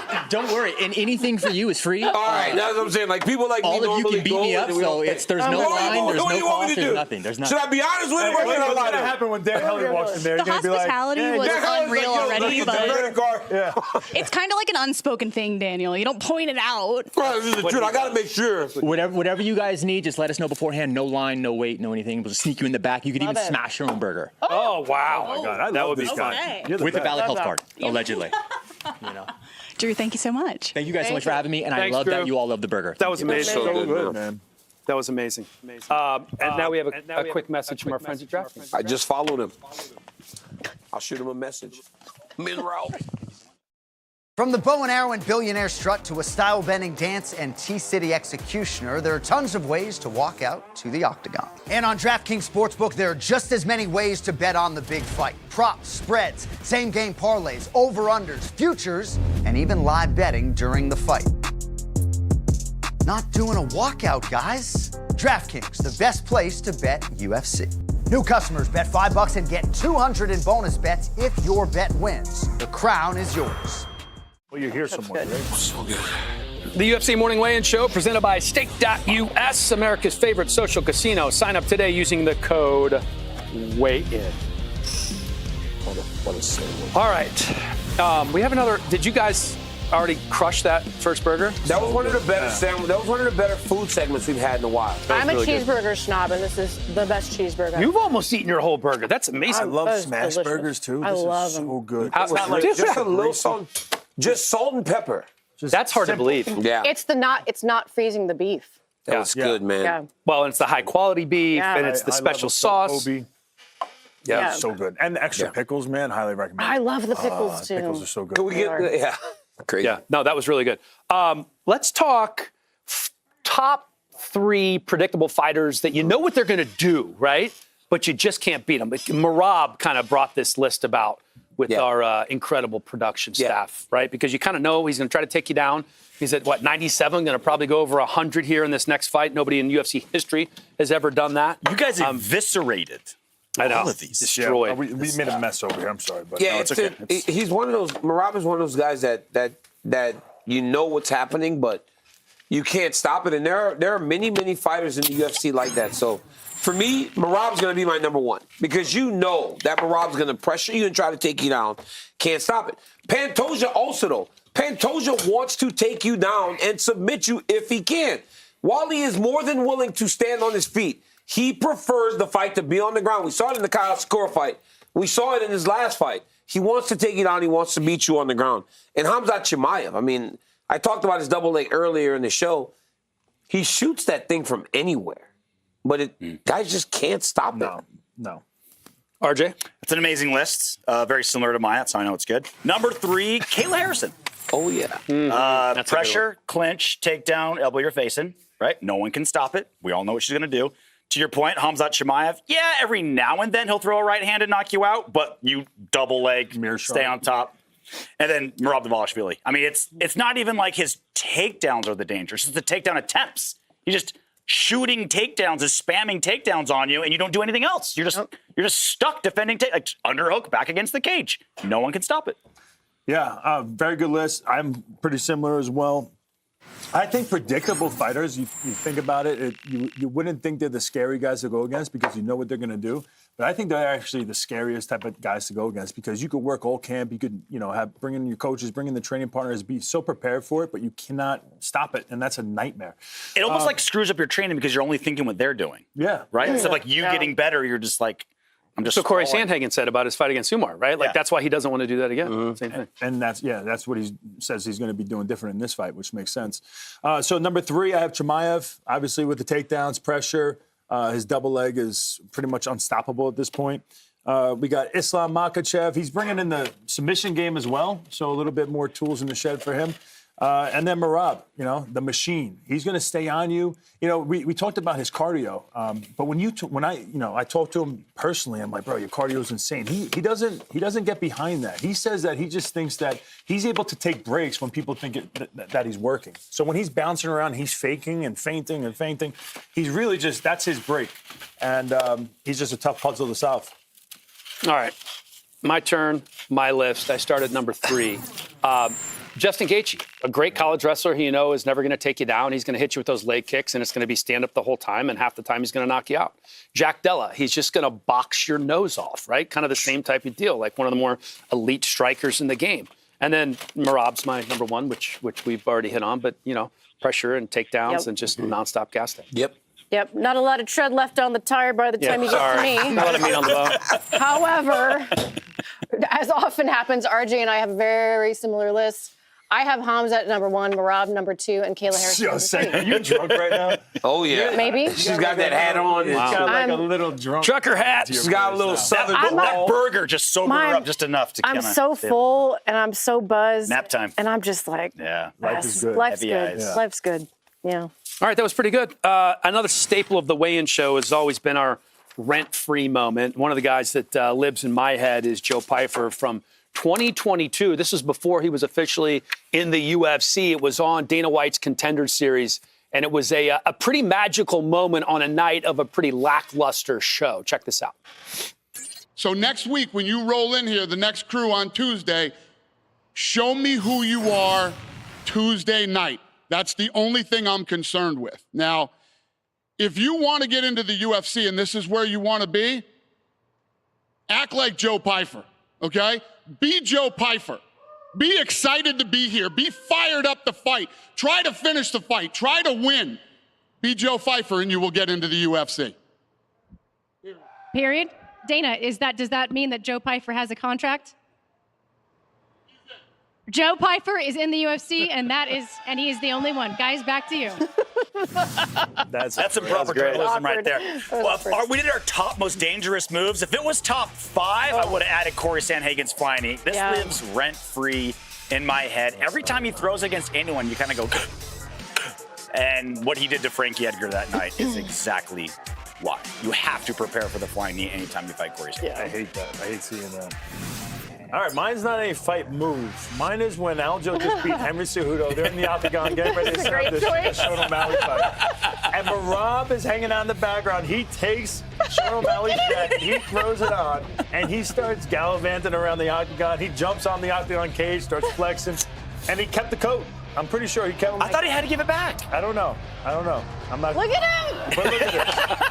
I mean, and then years later, I think, he's fighting him. I mean, it's just amazing to see. That's amazing. That's actually a really good choice. For me, it is Khalil Rountree. I can't even watch it. I can't even watch it. Stomping the knee of Modestus Bukauskas to oblivion, and it was in the apex, so you could literally hear everything. DC literally covered his face when that happened. Yeah, I did. It was disgusting. You could just see the damage to his knee. Love it.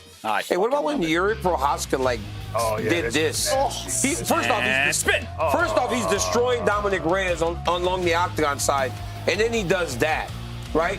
To my argument earlier, right? When Yuri fought Dominic Reyes, he beat him, and so did Carlos Ulberg. So we obviously know what that level does to Dom, who I like. But Yuri Prochazka, spinning elbow, nasty. I'll never forget that. It's almost like he was like an afterthought. He's just like, yeah, might as well. Man, I think, was that the next fight after he just beat Jan Blachowicz, I think. Oh, no.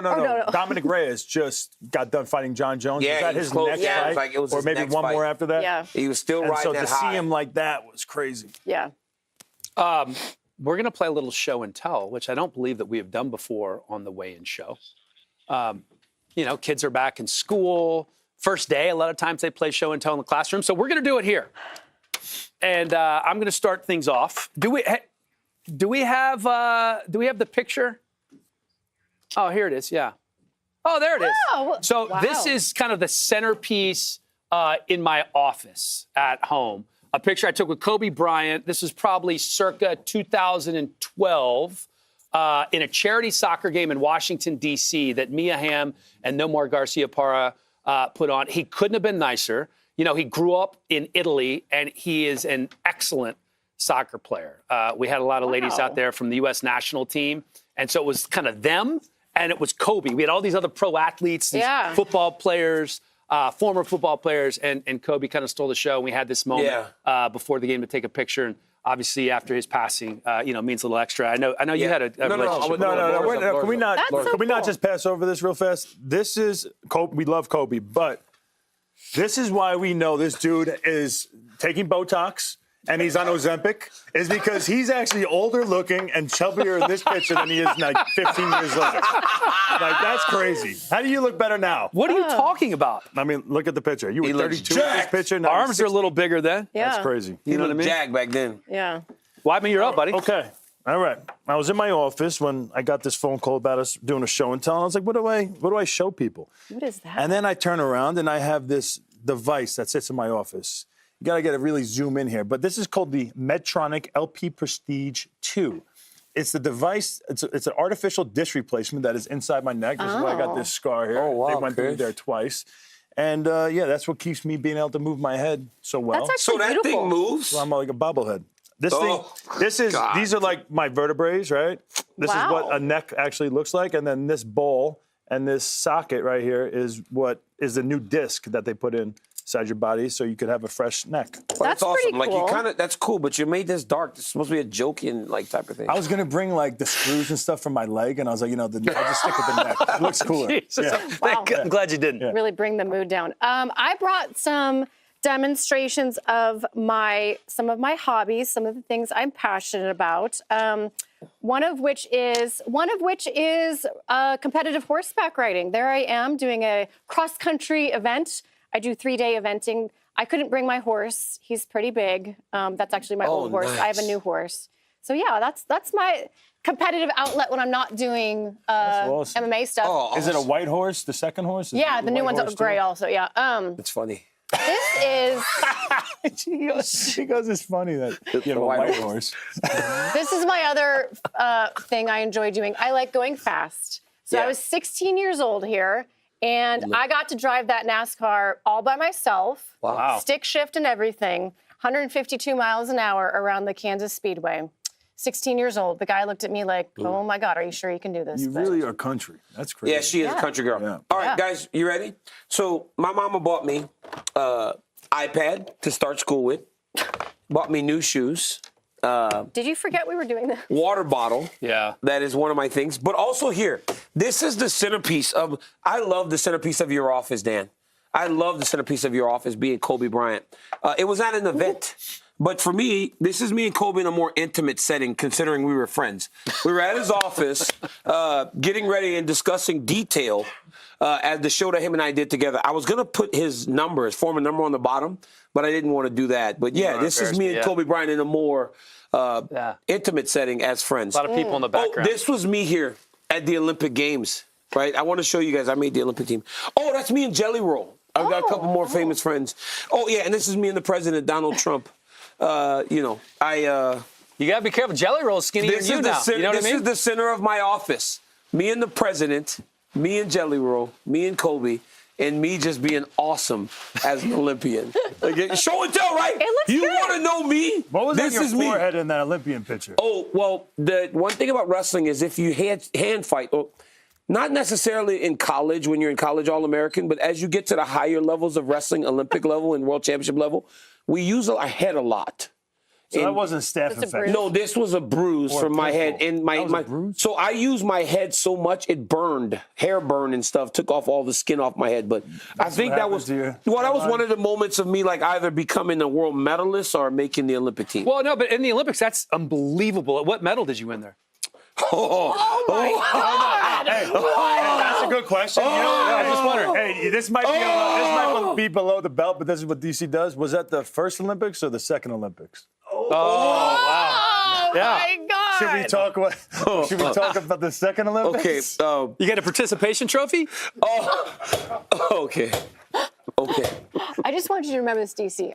I did not participate. You start it, I finish it. You mess with the bull, you get the horns. Why? Because Kobe and I were friends and not like just at some event together wearing freaking Barcelona uniforms. Is that why? That's fine. I'm fine with it. I could go so deep right now. Also, KB.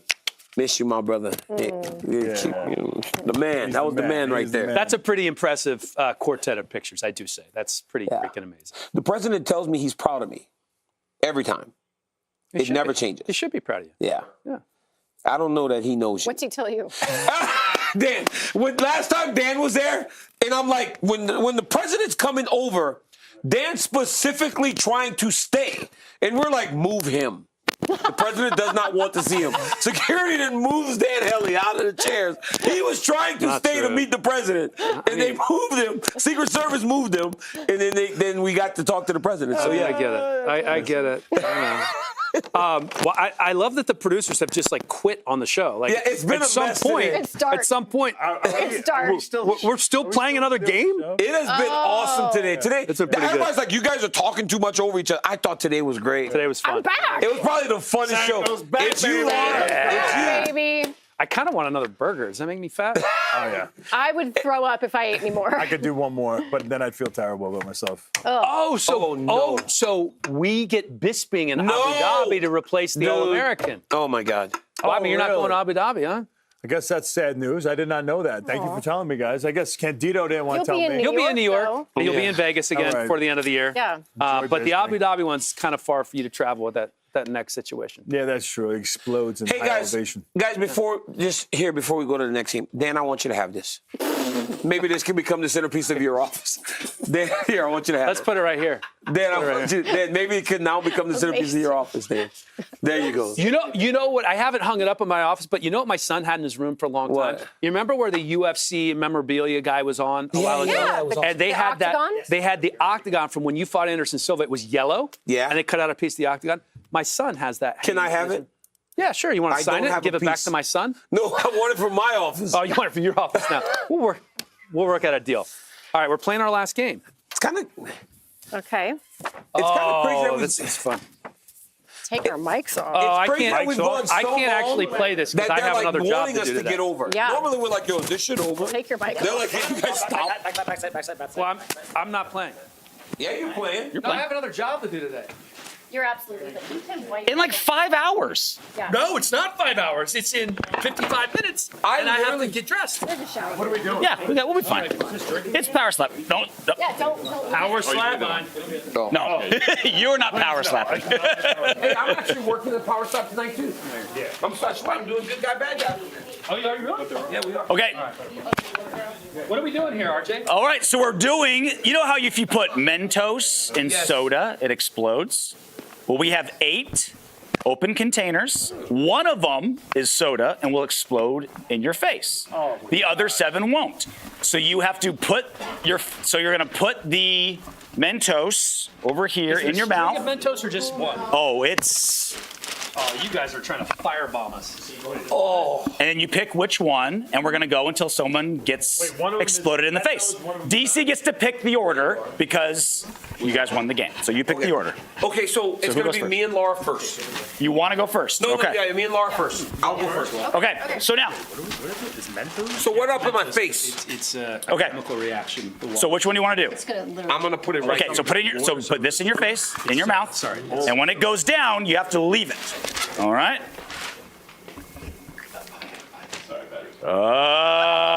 Okay. Oh my God! Oh my God! I was so scared, Laura. Who's next? I was like, hey, that's bad. That's so bad. Don't do that. Don't do what I did. Do not do what I did. I'm not. Got to keep your face over it. Psycho's got to do it for TV. Don't make me hold Choose a smart one, Laura. I will. Laura, just don't. Where do you think I should go? Right there. The next one over? Or the end? Go to the end. Okay. That was your first thought. Your first thought was go to the end. That was your first thought. No, it's not. Okay. Okay. No peeking. Oh my God. No peeking. No, I'm not peeking. Okay. Stay there, Laura. All right. Don't move. Stay there. Yes, you gotta stay there. You're pot committed here. Drop it. Don't save. You have to. You're scared, right? Because like if it's like fucking shooting in your face. Dan. It's like you don't want to shoot it in your face. Oh my God. Because then you can't breathe. Yeah. Stay outside. Outside one. Wait, can you see the difference? Don't touch the back of Just pick. It's People think I get so mad when they're it's my job. Okay.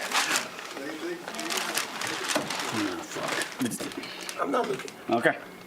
Now keep your head. I see bubbling. Nothing. Oh. That's crazy. I can't believe this shit's getting back to me. Yes. Well, you somehow won and somehow lost. It didn't work? That was the one? It didn't work. Science is bullshit. It's too flat. Now you have to drink it. You have to chug the whole you thing. do. That's the rule. Yeah. Or you can just get sprayed with it. I don't know what's in there. This is a fun Sure, game. that's Diet Coke. Really? That was the one? It No, didn't work? put another one.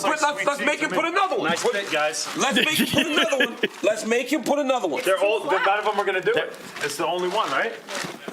That's the one. Oh, sad. That is the one. Haley, put your face We were over. talking about. Put your face over it, Helen. We were talking about how great the show was. Put your face over And it. it just fell apart. This ended like a fart in an elevator. Like a lead balloon. Did anybody test this out? How can we not test it out? Who's producing this show? Cody. Cody. My idea. More's not going to Just help. do it in all the other ones. Is it because it's diet? They're not carbonated enough. All right. Well, that was fun. Well, good news is done, the guys. fights on Saturday are going to be a lot better than the ending of this weigh-in show. Chris, put it in your I mouth. don't have to do it. Chris, just put it in. Science is bullshit. That's what I learned today. Chris, just try it. It's not happening. All right. Well, Good stuff. wow. Guys, this is where we wrap. Your face. I know. It's over. I don't know. I think so. Yeah, the show's over, I think. Yeah. I mean, it's crazy whenever it looks like this. It's a mess here. It means that we had a good show. It was a fun show. It was a fun It was show. an amazing show. Yeah. And we had unbelievable food.